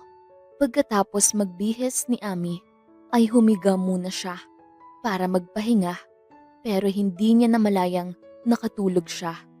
Samantalang si Matthew naman ay nagtaka kung bakit hindi pa nakauwi si Norman. Hindi niya alam kung saan nagpunta ang kapatid gayong gabi na. Sinubukan niya itong tawagan, pero hindi naman sinasagot ang tawag niya. Maya-maya lang ay nakarinig siya ng tunog ng sasakyan sa labas ng gate. Kaya dali-dali siyang tumayo at lumabas ng bahay. "San ka galing? Bakit ngayon ka lang umuwi? Kumain ka na ba?" Sunod-sunod na tanong ni Matthew. Nag-aalalang kapatid siya ngayon. Dalawa na nga lang silang natira sa mundo, tapos pababayaan pa niya ang nag-iisa niyang kakampi ay hindi naman tama. "Dami mong tanong, kuya. Hinatid ko nga lang si Ami," sagot ni Norman. Naikuyom ni Matthew ang kanyang kamao. Dati pa niyang napapansin na palaging hinahatid ni Norman si Ami at hindi niya alam kung ano ang meron sa dalawa. Pero sabi ng lalaking ito na kaibigan lang daw. Pero ngayon, inabot na ng gabi ay hindi na tama. Alam naman nitong type niya ang babae. Kaya pala hindi nag-reply si Ami sa mga text messages niya. "Hinatid tapos inabot kayo ng gabi?" Tumaas ang kilay na tanong ni Matthew. Mas lalo siyang nainis nang pagtawanan siya ng kapatid. Ang sarap sapukin ng lalaking ito. Kung hindi lang sila magkadugo, ay matagal na niya itong nasuntok. "Relax ka lang, kuya. Pagkahatid ko kay Ami, ay nagkaroon kami ng interaction doon sa may-ari ng bahay na tinitirahan niya, si Jean. Broken-hearted yung tao kaya sinamahan ko muna. Kwentuhan kami hanggang humupa yung pagka-bad shot niya. Kami ang magkasama, hindi yung crush mo. Torpe ka kasi," sagot ni Norman at napangisi. "Ipasok mo na yung sasakyan sa loob," sabi ni Matthew, saka niluwagan ang bukas ng gate. Napangyuwi na lang si Matthew at napakamot sa kanyang batok. Malala na yata siya dahil pati yung kapatid niya ay pinagsesalosan niya. Nawala ang kanyang inis nang biglang tumunog ang kanyang cellphone. Napangiti na lang siya nang makitang si Ami ang tumatawag. "May tama ka na talaga, kuya," natatawang sambit ni Norman saka pinaandar ang kotse. Sinagot niya agad ang tawag at sinamaan ng tingin si Norman. Pagkatapos niyang mailak ng maayos ang gate, ay pumasok na siya sa loob, saka dumiretso sa kanyang kwarto at nahiga sa kama. Dami nilang napag-usapan ni Ami. Para siyang nababaliw. Kakagulong sa kama nang tanungin siya nitong kumain na ba siya o okay lang ba ang pakiramdam niya. Naloko na. Parang bumalik siya sa kanyang teenage life. Isang kamusta lang ng babaeng tinatangi ay tumatalon ang puso niya sa saya. Ni hindi na malaya ni Matthew na inabot na sila ng madaling araw sa pag-uusap. Kung hindi pa nagpaalam si Ami na matutulog na, ay wala siyang planong ibaba ang tawag. Sa susunod na araw, samantalang si Ami naman ay nagulat dahil niyaya siyang gumala ni Matthew sa gabi. Katatapos lang nilang mag-usap ng nanay niya nang makatanggap ng mensahe galing sa lalaki na kung papayag daw siya ay lalabas sila. Nagpaalam naman siya sa nanay niya. Pumayag naman ito basta mag-iingat lang siya. Lahat ng ganap niya rito sa syudad ay updated ito. Kahit ang pagiging close nila ni Matthew, pati ni Norman ay alam din. Malalaman naman daw sa kilos ng isang tao kung mabuti o hindi. Sa nakikita niya sa dalawang lalaki na yon ay sobrang laki ng respeto sa kanya, gaya ng pagbibigay niya ng respeto sa mga ito. Nagbihis muna si Ami bago nireplyan si Matthew. Natatawa naman siya sa lalaki dahil tinadtad na siya ng mensahe. Nireplyan na lang niya bago pa ito mainis sa kanya. Napangyuwi naman siya nang maisip na baka date itong pupuntahan nila. Hindi maintindihan ni Ami kung bakit na-excite siya sa paglabas nilang ito. Nakakapanibago kasi dahil buong buhay niya doon sa probinsya ay wala man lang nagyaya sa kanya na gumala. Pero dito ay nagkaroon siya ng kaibigan na ibang tao. Maya-maya lang ay dahan-dahan siyang lumabas ng kwarto. Maglalakad na sana siya palabas ng front door nang magulat siya dahil narinig niya ang boses ni Jean. "San ka pupunta, Ami? Makikipag-date?" Tanong ni Jean. "Akala ko walang tao. Hindi kasi nakabukas ang ilaw. Ikaw naman." Nakanguwing sagot ni Ami. "Mas gusto kong madilim," sabi ni Jean. "Huwag kang magmukmok. Lumabas ka at mag-party," sagot ni Ami. "Galing akong duty, Ami. Pagod na pagod ang katawan ko sa kaka-round upang i-check ang mga pasyente ko. Kaya lobat ang energy ko ngayon. Pero balak magaya ni Norman na gumala kami ngayon," sabi ni Jean. "Pagbigyan mo na siya. Mabuting tao yun. Mas bagay kayo kaysa dun sa ex mong iniiyakan mo." Prangkang sambit ni Ami. "Ikaw talaga. By the way, may date ka, no?" Tanong ni Jean. Napangyuwi naman si Ami. Hindi niya kita ang reaksyon ng babae ngayon dahil madilim. Pero siya, namumula na sa hiya. Wala lang naman kasi ito. "Hindi simpleng gala lang to. O siya, aalis na ako, Jean. Huwag mo akong pagsarahan ng pinto Baka sa labas ako makakatulog nito," sagot ni Ami. "Oo naman, ingat," sabi ni Jean. Maya-maya lang ay nagmamadali na siyang lumabas ng gate para hindi siya maabutan ni Norman at biruin na naman. Hindi na siya naghanap ng taxi dahil nakita na niya sa may di kalayuan si Matthew na naghihintay sa kanya. Hindi siya nakahuma ng paglapit niya rito ay hinalikan siya sa pisngi ng lalaki bilang pagbati. Nalutang bigla si Ami dahil hindi niya napaghandaan ang simpleng gesture na yon. "Akala ko hindi ka papayag. Ang tagal mo kasing mag-reply," tanong ni Matthew na nakangiti. "Nagpaalam pa ako kay nanay. Buti na lang pumayag," sagot ni Ami.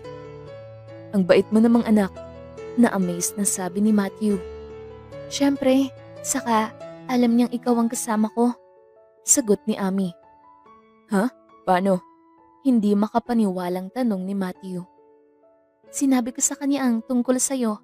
Ganun kami ka-close ng nanay ko." Nakangiting sagot ni Ami at nagsimula ng maglakad. Nagulat naman siya nang biglang hawakan ni Matthew ang kamay niya.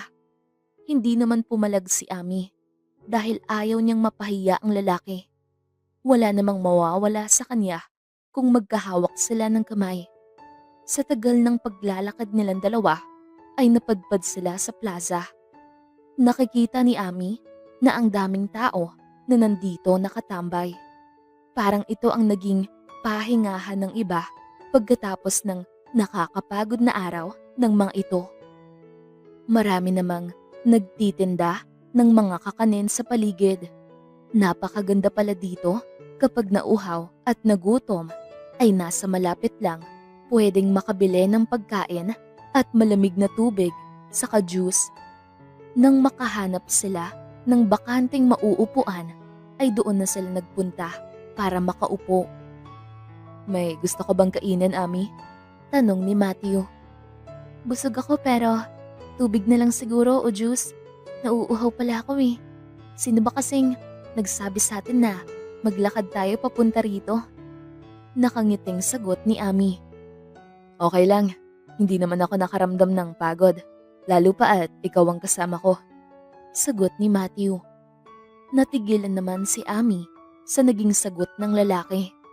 Hindi niya maiwasang hindi mapalunok dahil titig na titig sa kanya si Matthew. Na-conscious siya sa kanyang nararamdaman. Talaga? Salamat naman, sabi ni Ami. You're always welcome, sagot ni Matthew. Alam mo, gusto kong isipin na proud ba ako o dapat mahiya dahil sa mga tingin nila ngayon sa atin. Nakangiwing sambit ni Ami.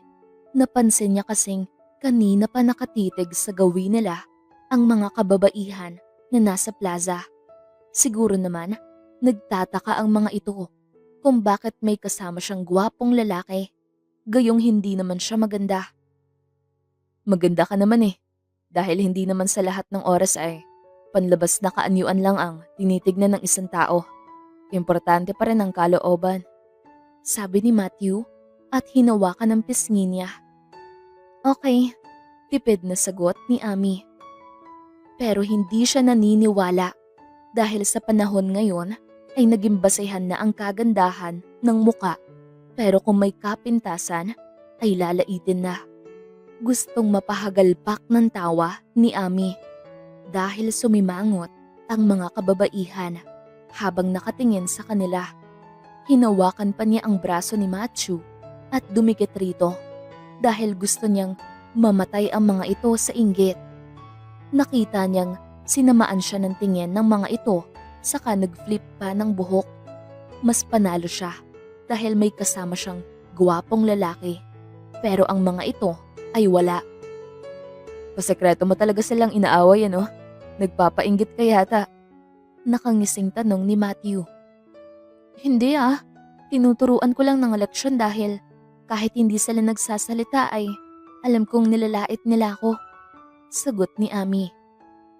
Hayaan mo na lang sila, masasanay ka rin yan. Wala ka namang pakialam kung ayaw nila sa'yo. Ayaw mo din naman sa kanila. Napatawa ng mahina na sabi ni Matthew. Pagkatapos nilang tumambay sa may plaza, ay naisipan na nilang umalis. Nahinto sila sa may nagbebenta ng mani at itlog, kaya bumili na si Matthew. At sinamahan na rin ng 2 bottled water at soft drinks. Pumayag naman siya sa kagustuhan ng lalaki na maglalakad na naman sila pauwi. Okay lang para sa kanya. Tutal may pagkain naman, kaya hindi niya mararamdaman ang pagod. Makalipas ang 1 oras na paglalakad nila ay sumakit na ang mga binti ni Ami at naubos na rin ang pagkain na binili nila.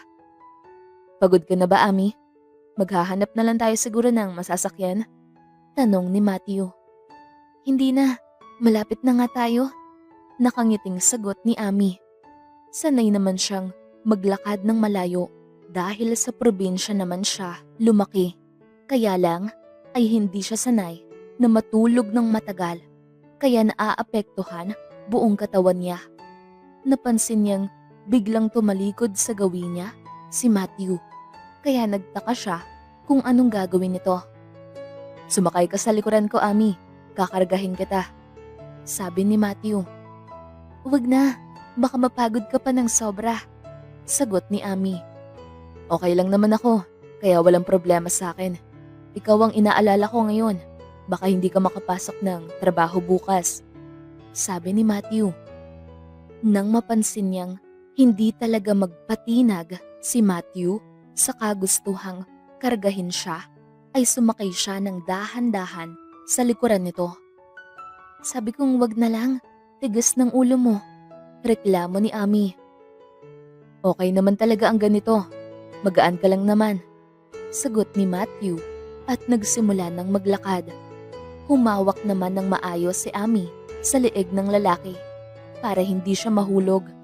Napapahiga naman siya sa balikat ni Matthew dahil parang makatulog siya sa amoy ng pabango nito na nakaka-relax. Hindi na malayan ni Ami na nakarating na pala sila. Nandito na pala tayo, sabi ni Ami. Oo, parang ang bilis nating nakarating, sagot ni Matthew at ibinaba siya ng dahan-dahan. Salamat, sabi ni Ami na nakangiti. Samantalang si Matthew naman ay masaya sa naging gala nilang dalawa ni Ami ngayon. Sa sobrang tuwa niya ay napayakap siya ng mahigpit sa babae. at nahalikan niya ito sa noo. Nagulat naman ang babae sa ginawa, pero ngumiti naman ito kalaunan. Uuwi na ako, paalam ni Matthew. Napangiwi naman siya nang mapansin niya sa loob ng gate ang itim na kotse ng kapatid. Nandito na naman pala itong kapatid niya. Samahan na kitang maghanap ng taxi. Papasok lang ako sa loob kapag nakasakay ka na. Nakangiting sagot ni Ami. Sobrang natouch naman si Matthew sa pag-care ng babae sa kanya. Gusto nga niyang iisipin na may feelings din ang babae sa kanya. Maya-maya lang ay sumakay na siya agad ng taxi na huminto sa harapan nila. Kumakaway naman si Ami habang papalayo ang sinasakyan niya.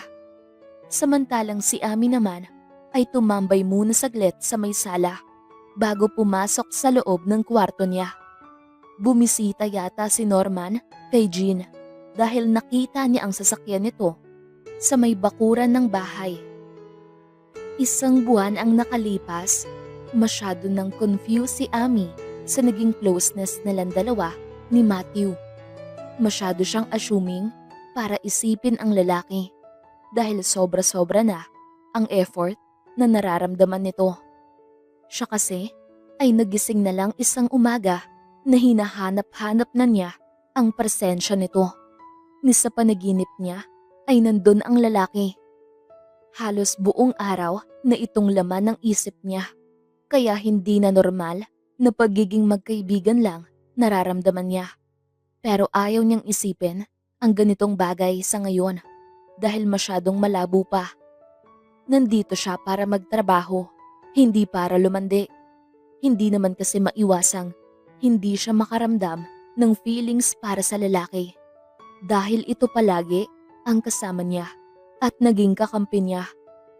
Iyong gumala sila ng gabi ay nasundan pa yon ng maraming beses kaya hindi naramdaman ni Ami ang pagod sa buong araw na pagtatrabaho niya. Naka-duty siya ngayon sa supermarket at hindi niya alam kung saan nagpunta si Matthew dahil hindi naman ito pumasok ngayon sa trabaho. Habang naglilinis siya ng shelf upang lalagyan niya ng bagong stock ay hindi niya namalayan ang paglapit ni manager. Ambisyosa ka rin, no? Feeling mo maganda ka? Pangit ka na nga, wala ka pang dating. Sabi ni Manager Rose. Hindi kita papatulan dahil mataas ang respeto ko sa'yo. Mahinahong sagot ni Ami. Ang lakas ng loob mong sumagot sa akin dahil may kapit ka sa boss natin. Malandi ka kasi. Sabi ni Manager Rose. Nandito ako para magtrabaho, ma'am. Hindi ako pumasok rito para lumandi. Walang katotohanan ang lahat ng paratang mo sa akin. Nagkataon lang na naging magkaibigan kami ni Sir Norman. Sagot ni Ami. Naikuyom niya ang kanyang mga kamao. Siguro kung wala sila sa trabaho ngayon o nagkita sila sa labas ay patitikimin niya ng suntok sa nguso ang babaeng ito. Sobra na sa panglalait sa kanya. Ni wala namang katotohanan ang sinasabi. Masyadong halata na malandi ka talaga. Kakapasok mo pa lang ay malapit ka na agad sa kanila. Samantalang kami ay matagal na pero hindi man lang nila pinapansin. Sabi ni Manager Rose at masama ang naging tingin sa kanya. Masama kasi ang ugali mo kaya ganon. Prangkang sagot ni Ami. Ang kapal na mukha mo. Konting-konti na lang isasabunutan na kita. Nanggigigil na sabi ni Manager Rose. Parang gusto na nitong hilahin ang buhok sa sobrang inis. Pero nagpigil ito dahil baka sa ikalawang pagkakataon ay masisante na ito. Talagang makapalang mukha ko. Nakikita mo namang nasunog na nga ito. Napangising sagot ni Ami. Sa tingin mo seryosohin ka ni Matthew? In your dreams, niloloko ka lang ng lalaking yon. Alam mo kung bakit? Hindi naman talaga empleyado yun dito, kundi may-ari nitong supermarket. At yung Norman na akala mo boss natin ay kapatid niya. In short, nagpapanggap lang para maloko ka. Kawawa ka naman. Sabi ni Manager Rose at napapahalakhak. Natigilan naman si Ami. Nakaramdam siya ng pait sa kanyang panlasa. Kung tutuusin, ay wala naman siyang pakailam. Pero may parte sa puso niya ang nasaktan. Totoo lahat ang pinakita niya sa mga ito. Pero sila ay nagpapanggap lang. Ang saklap naman. Ang akala pa naman niya ay mga totoong tao na talaga natatanggap sa kanya. Pero wala pa rin naman pala. Tanging si Jean na lang ang meron sa kanya rito sa syudad. Pero at this time, naiisip naman niyang siguro may rason kung bakit nagpanggap si Matthew. Bandang hapon ay naunang lumabas ng building si Amy. Mabuti na lang wala si Norman ngayon dahil hindi niya alam kung paano niya ito haharapin pagkatapos ng nalaman niya. Laylay ang mga balikat ni Amy habang pauwi ng bahay. Nadatnan niya sa may sala si Jean na sobrang tamis ang pagkakangiti sa kanya. Masaya ang aura nito habang nakatingin sa cellphone nito. Sa isang buwan na lumipas ay napapansin niyang may peace of mind na si Jean dahil wala na ang boyfriend nitong masyadong toxic. At ngayon naman ay napapansin niyang may bago nang nagpapasaya sa babae, si Norman. Ayaw naman niyang makialam sa relasyon ng dalawa. Basta ang importante sa kanya ay maging masaya si Jean dahil saksi siya kung paano ito umiyak noon sa maling lalaki. Okay ka lang? Tanong ni Jean. Oo naman, napagod lang sa trabaho. Sagot ni Amy. Sigurado ka? Ibang-iba ang aura mo ngayon. Kung dati ay masaya ka pa rin naman kahit pagod ka galing sa trabaho. Sabi ni Jean. Oo, konting pahinga lang siguro ay mawawala na agad to. Sagot ni Amy. Pero alam niyang hindi siya okay ngayon. Masakit ang puso niya dahil sa nalaman. Hindi sana niya ito mararamdaman kung hindi niya gusto ang lalaki. Kung may problema, ay pwede kang magsabi sa akin. Magkaibigan naman tayo, di ba? Nakangiting sabi ni Jean. Oo naman, sagot ni Amy. Mag-leave ka kaya, mag-unwind tayong dalawa since every night lang naman ang shift ko sa ospital. I-pamper natin ang mga sarili natin. Magpaganda tayo. Libre ko, what do you think? Nakangiting sambit ni Jean. Ipagpaalam mo ka sa boyfriend mo, sagot ni Amy na nakangiti. Excuse me? Nakataas ang kilay na sambit. Hindi ba? Akala mo, hindi ko alam na palagi na lang mag-sleep over dito si Norman? Ano, hindi ka pa aamin? Tanong ni Amy na nakangisi. Hindi defensive na sagot ni Jean. Uy, ba't namumula ang pisngi mo? Rinig na rinig ko ang tawanan niyang dalawa. Hanggang magdamag kaya hindi mo dapat i-deny. Okay lang naman sa akin. Deserve mo ang maging masaya. Sabi ni Amy. Salamat Amy. Dahil sa'yo, nakilala ko si Norman. Pero I need more time para mag-heal. Magkaibigan lang muna kami ngayon. Sagot ni Jean. Okay, sabi mo Sambit ni Amy. Nalukot naman ang mukha ni Jean dahil ramdam nitong ayaw niyang maniwala pero masaya siyang nag-iba na ang takbo ng buhay nito ngayon pagdating sa pag-ibig. Maya-maya lang ay nagpaalam muna saglit si Amy na papasok muna sa loob ng kwarto at magpapahinga. Pagkatapos mong magpahinga, gumala tayo sabi ni Jean. Sige, sagot ni Amy at pumasok na sa loob ng kwarto. Pagpasok ni Amy sa loob ng kwarto niya, ay nakatanggap siya ng mensahe galing kay Matthew. Pero wala siyang planong mag-reply. Tumawag din ang lalaki. Hindi niya pinansin at nahiga na lang siya. Bago siya magpahinga, ay nagbihis muna siya at sinabihan si Jean na matulog na lang muna siya. At bukas na sila ng umaga gumala para naman mahaba ang oras nila. Kinabukasan ay maaga pa lang kumatok na sa kwarto niya si Jean. Nakaligo na ito at nakabihis na rin. Pero siya ay kakagising pa lang. Tinamad yata siyang bumangon dahil hindi niya makalimutan ang nalaman kahapon. Good morning. Inaantok ka pa yata. Nakangiting tanong ni Jean. Sobra. Kung hindi ka pa kumatok ay hindi pa ako magigising. Sagot ni Ami. Mamayang gabi ka na lang matulog. Dahil ngayon ay gagala tayo. Punta tayong parlor. Sabi ni Jean sa masayang tono. Anong gagawin natin doon? Tanong ni Ami. Magpapaganda tayo. Magpapalinis ng kuko. Sagot ni Jean. Naku, wag na Jean. Wala pa akong budget para sa ganyang luho. Naiileng na sabi ni Ami. Huwag kang mag-alala. Sagot ko na lahat. Ako na ang bahala sa gastos. At huwag kang magreklamo. Sagot ni Jean at sinamaan siya ng tingin. Okay, thank you. Sabi ni Ami. Pero sa kaibutaran ng puso niya ay ayaw niya sana. Dahil nahihiya siya kay Jean. Kaya lang, desidido naman ang babae na ilibre siya. Kaya hindi na lang siya nagreklamo. Sige na, hihintayin na lang kita sa labas. At naipaalam na kita kay Norman na mag-leave ka. Nagtanong pa siya kung bakit pero hindi ko naman alam kaya wala akong sinabi. Sambit ni Jean. Pagkaalis ni Jean ay pumasok muna sa banyo si Ami para maligo. Nagmamadali ang kanyang mga kilos dahil ayaw niyang paghintayin si Jean. Nahihiya siya. Makalipas ang ilang oras ay kumain muna silang dalawa ni Jean bago pumunta sa parlor. Nagsabi naman ito sa kanya na mas bagay na sa mukha niya ang kulot ang buhok na may kulay.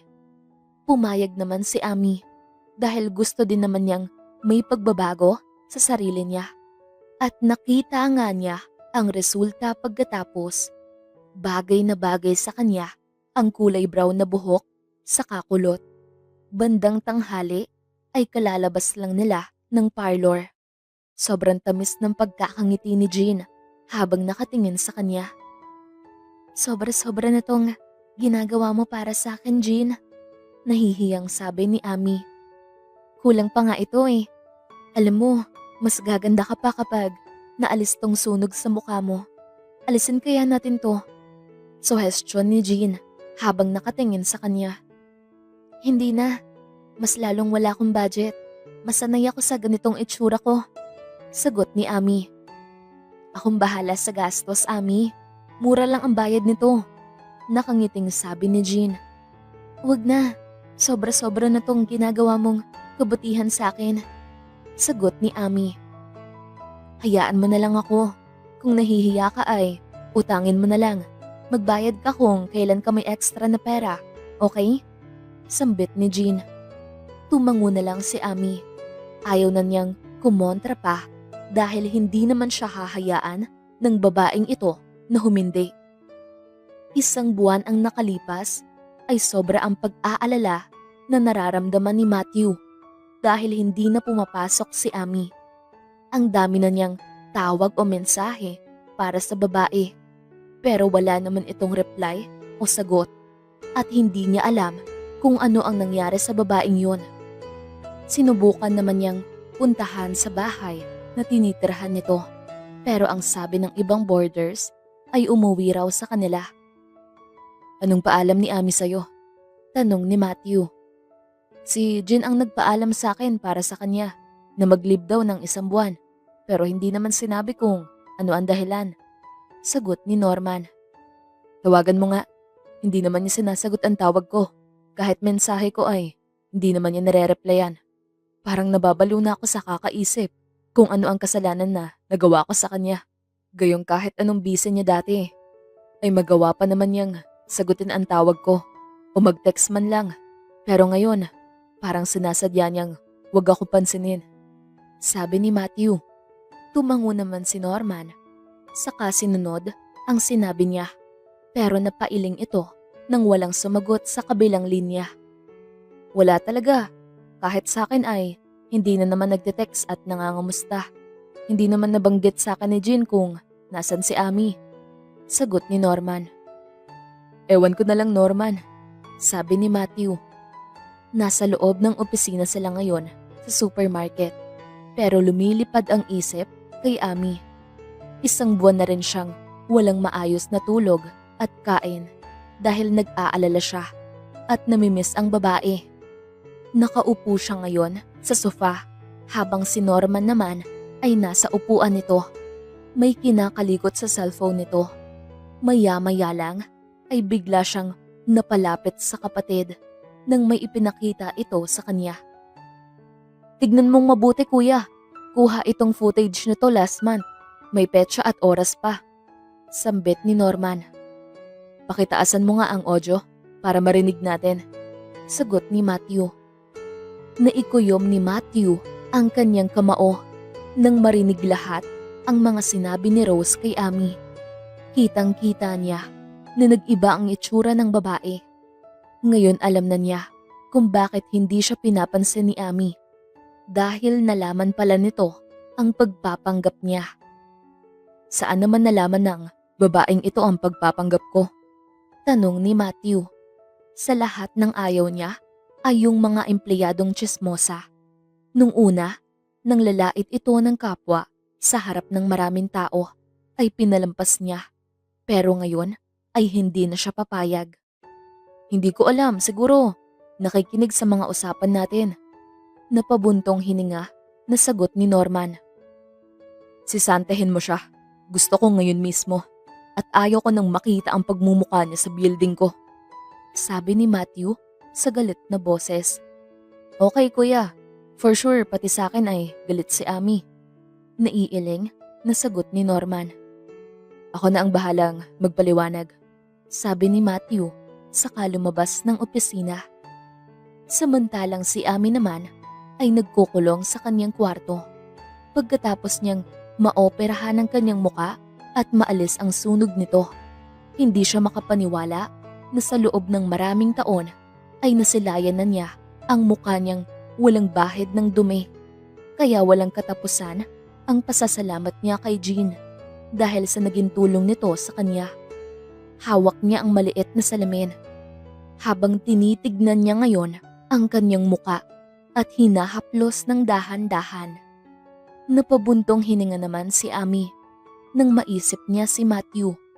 Ang dami na nitong text message sa kanya o tawag pero hindi niya pinapansin hanggang sa inoff na niya ang kanyang cellphone para walang istorbo.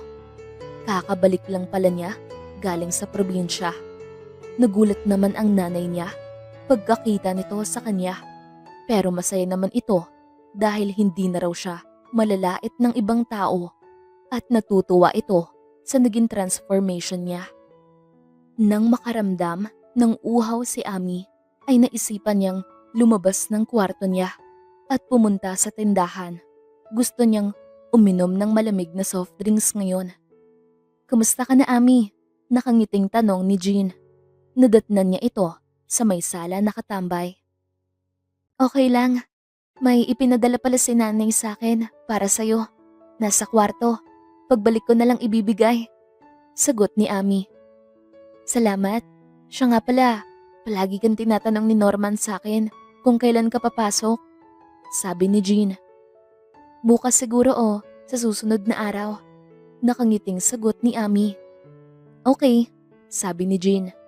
Tumango naman si Amy saka nagpatuloy sa paglabas ng bahay. Napabuntong hininga na lang si Amy.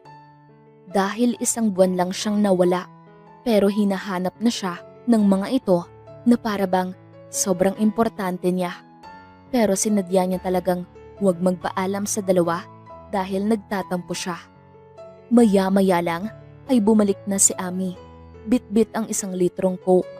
Pagsaluhan nilang dalawa ito ni Jean dahil may dala siyang kakanin-kanina pasalubong ng nanay niya para sa babae bilang pasasalamat. Hindi alam ni Amy kung nasaan ang ibang boarders nila dahil sobrang tahimik ng buong bahay. Siguro nasa loob ng kwarto nagpapahinga. Nilapag niya sa ibabaw ng mesa sa may sala ang dalang Coke. Sakto namang papalapit si Jean na may 2 baso. Nag-text siya kanina na magmerienda sila.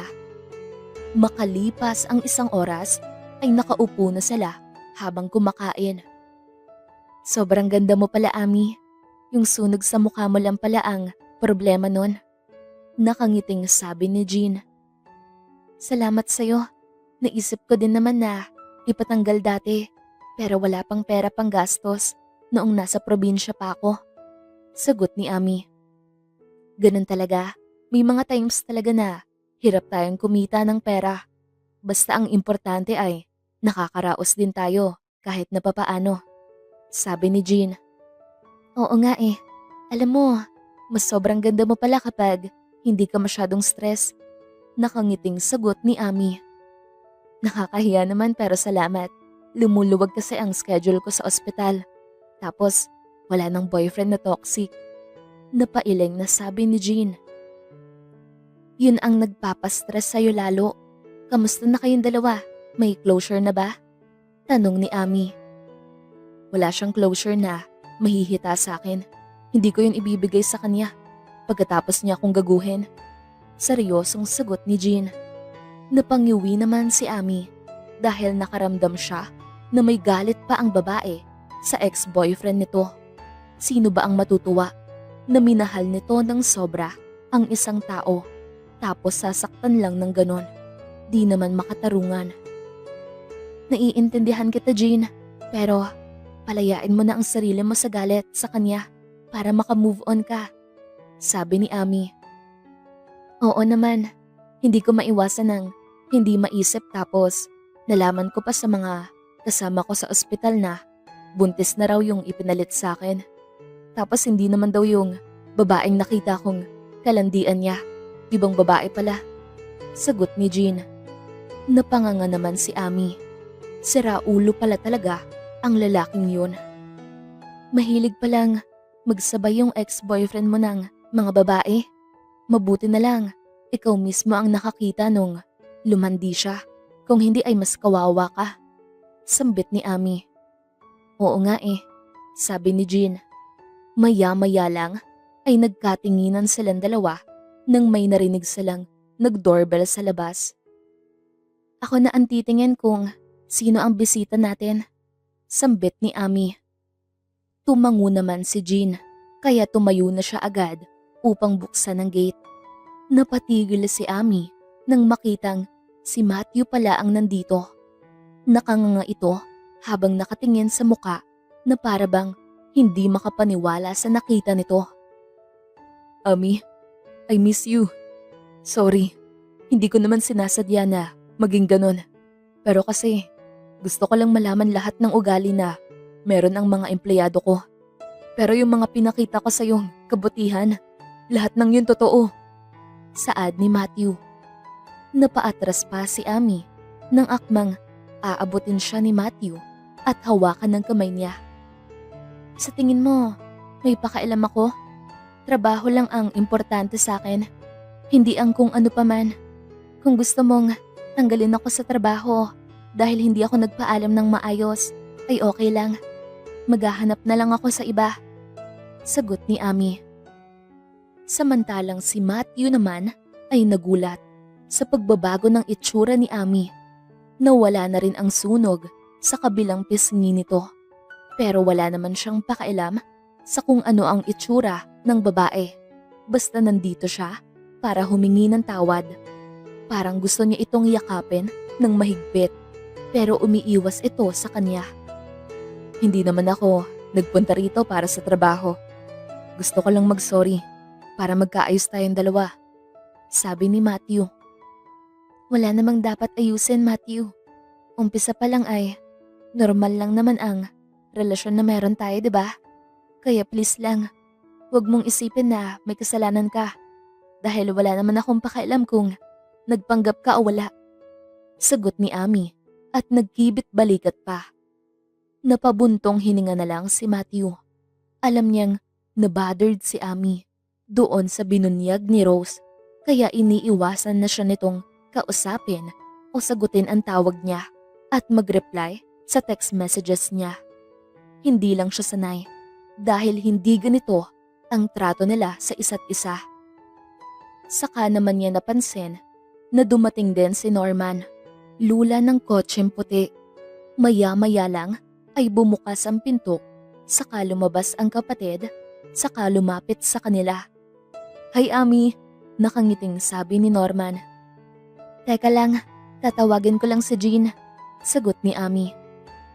Nagkatinginan naman silang dalawa ni Norman pagkaalis ng babae at parehong napabuntong hininga. Maya-maya lang ay lumabas ang isang babae. Nakipagbeso ito kay Norman, kaya ipinakilala din ng kapatid sa kanya. Nakipagkamay naman si Matthew sa babae at inaya sila papasok ng bahay. Maupo kayo, pumasok lang sa kwarto niya si Ami. Nakangiting sabi ni Jean. Kailan lang siya nakabalik? 'Di ba umuwi siya? Tanong ni Norman. Nakikinig lang si Matthew dahil wala din naman siyang sasabihin. Si Ami ang sadya niya rito. Kailangan lang mag-usap at magkaayos. Hindi siya titigil hanggang hindi bumabalik sa dati ang turingan nilang dalawa. Last day yata yun, sagot ni Jean. Mas bagay sa kanya ang ayos ng buhok niya ngayon, nakangiting sabi ni Norman. Dahil napakabigat ng atmosphere na nararamdaman nilang dalawa ngayon, something is off with Ami. Kung okay lang rito, ang natuklasan ay bakit nag-iba ang turing sa kanya. Wala namang mali sa pagpapanggap niya dahil alam niya ang mga ugali ng bawat isa sa mga empleyado nang makasalumuhan niya ang mga ito. May mababait naman. Meron namang hindi gaya ni Rose na inalis na sa trabaho dahil sa pangingailam sa kanila. Maya-maya lang ay natigilan si Matthew nang pagbalik ni Ami ay may dala na itong isang bucket ng beer. Ni halos hindi siya nito magawang tapunan ng tingin na dati halos matunaw na siya sa kakatitig nito. Magiinom tayo, Jean. Sama ka na rin, Norman. Nakangiting sabi ni Ami at nilapag sa sahig ang dalang beer. Okay, tipid na sagot ni Norman at nagkatinginan silang dalawa. Bakit? May problema ka ba? Bakit ka magpapakalasing? Tanong ni Jean. Wala naman, pero ginagawa na naman natin to dati nung broken ka, 'di ba? Sagot ni Ami na nagbukas na ng isang boteng beer. Pero hindi na ako broken ngayon. Siguro ikaw na naman ngayon? Tanong ni Jean. Hindi din. Gusto ko lang mag-celebrate dahil sa'yo ay gumanda ako. Siguro naman ay magkaka-boyfriend ako ng marami nito. Sagot ni Ami at napahagik-gik pa. Napailing naman si Norman habang nakatingin sa kanya. Sa bagay, sang-ayon ni Jean. Ano sa tingin mo, Norman?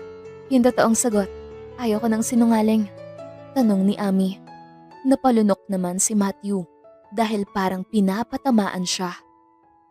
Hindi mo naman kailangan ng maraming boyfriend. Isa lang dapat ay sapat na. Dun ka sa lalaking mahal ka. Sagot ni Norman. Talaga? Paano ba yan? Hindi pa nga kami nagsisinungaling na. But anyway, inom na lang ng inom. Nakangising sabi ni Ami. Napabuntong hininga naman si Matthew.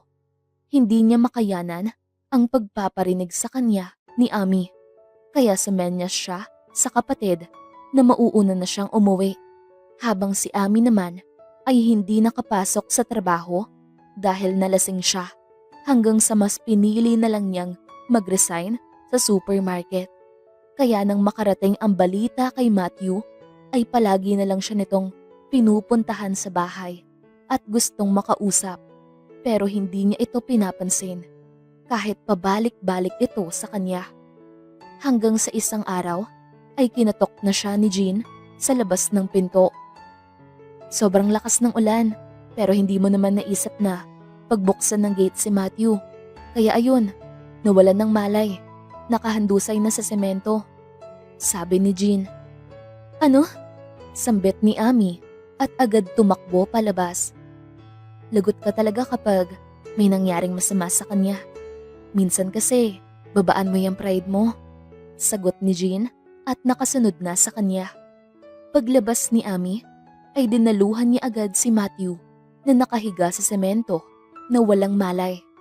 Tinapik niya ang pisngi nito ng ilang beses pero hindi nagkamalay ang lalaki.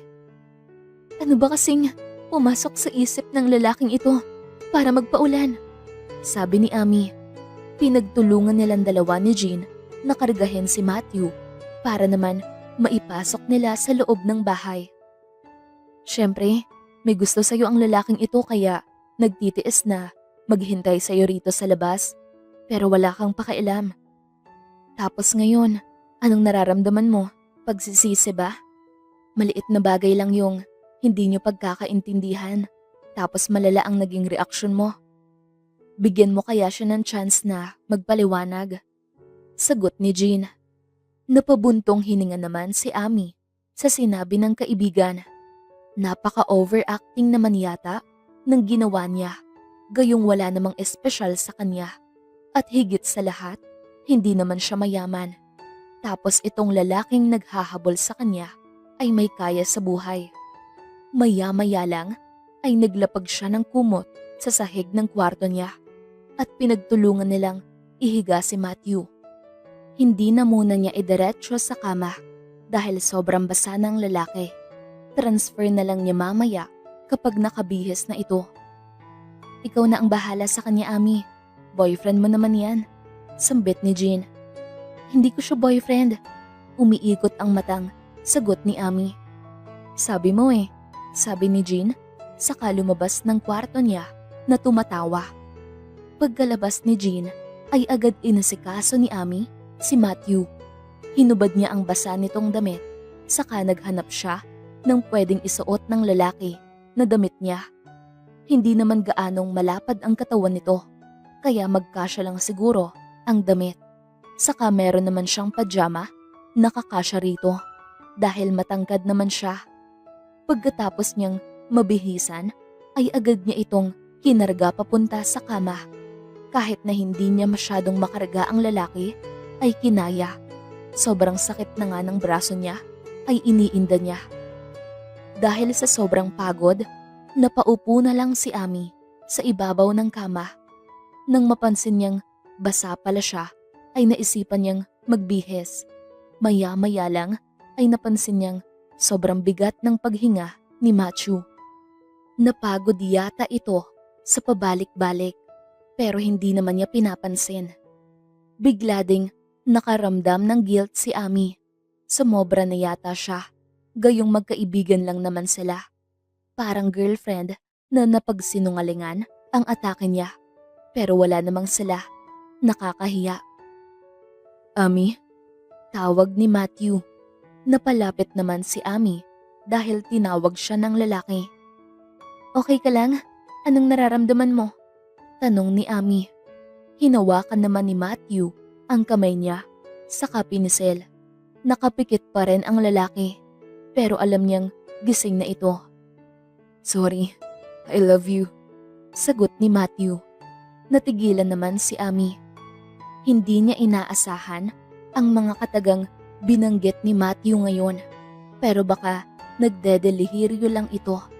Maya-maya lang ay napansin niyang dahan-dahang idinilat ng lalaki ang mga mata nito. Saka nakasentro agad sa kanya ang naging tingin. Sinong nagsabi sa'yo na magpaulan ka ha? Tanong ni Ami at tinapunan ng masamang tingin ang lalaki. Ngumiti lang ito sa kanya at hinaplos ang braso niya. I miss you, Ami. Namiss ko ang lahat sa'yo. Sorry ulit. Nakangiting sabi ni Matthew. Namiss din kita. Okay na tayo basta huwag mo nang uulitin ang magpaulan ha? Sagot ni Ami at niyakap ng mahigpit ang lalaki. 2 linggo ang nakalipas. Pagkatapos nilang magkaayos ay bumalik na sa trabaho si Ami. Kailangan niyang magtrabaho dahil magpapagawa siya ng bahay nila sa probinsya. Yung maayos naman para komportable ang nanay niya sa pagtira doon. Bumalik na naman sa pagiging close nilang dalawa at this time wala ng kontrabida. Kaya maayos na siyang makapagtrabaho at isa pa, nagkausap na silang dalawa ni Matthew. At nag-confess na matagal na itong may pagmamahal sa kanya. Nakikita niya naman yon at nararamdaman, kaya napapaamin na rin siya. Wala nang ligawan na nangyari sa kanilang dalawa, kaya ngayon ay magkarelasyon na sila. Makalipas ang 6 na buwan na relasyon nilang dalawa ni Matthew, ay nag-propose na ito sa kanya at kinasal sila pagkatapos. Umaasa si Amy na magiging successful ang married life nila kasama ng magiging anak nila in the future. At masaya na rin siya para sa kaibigang si Jean dahil nagkatuluyan din ito at si Norman. Nauna pa ngang magkaroon ng anak ang dalawa kaysa sa kanila.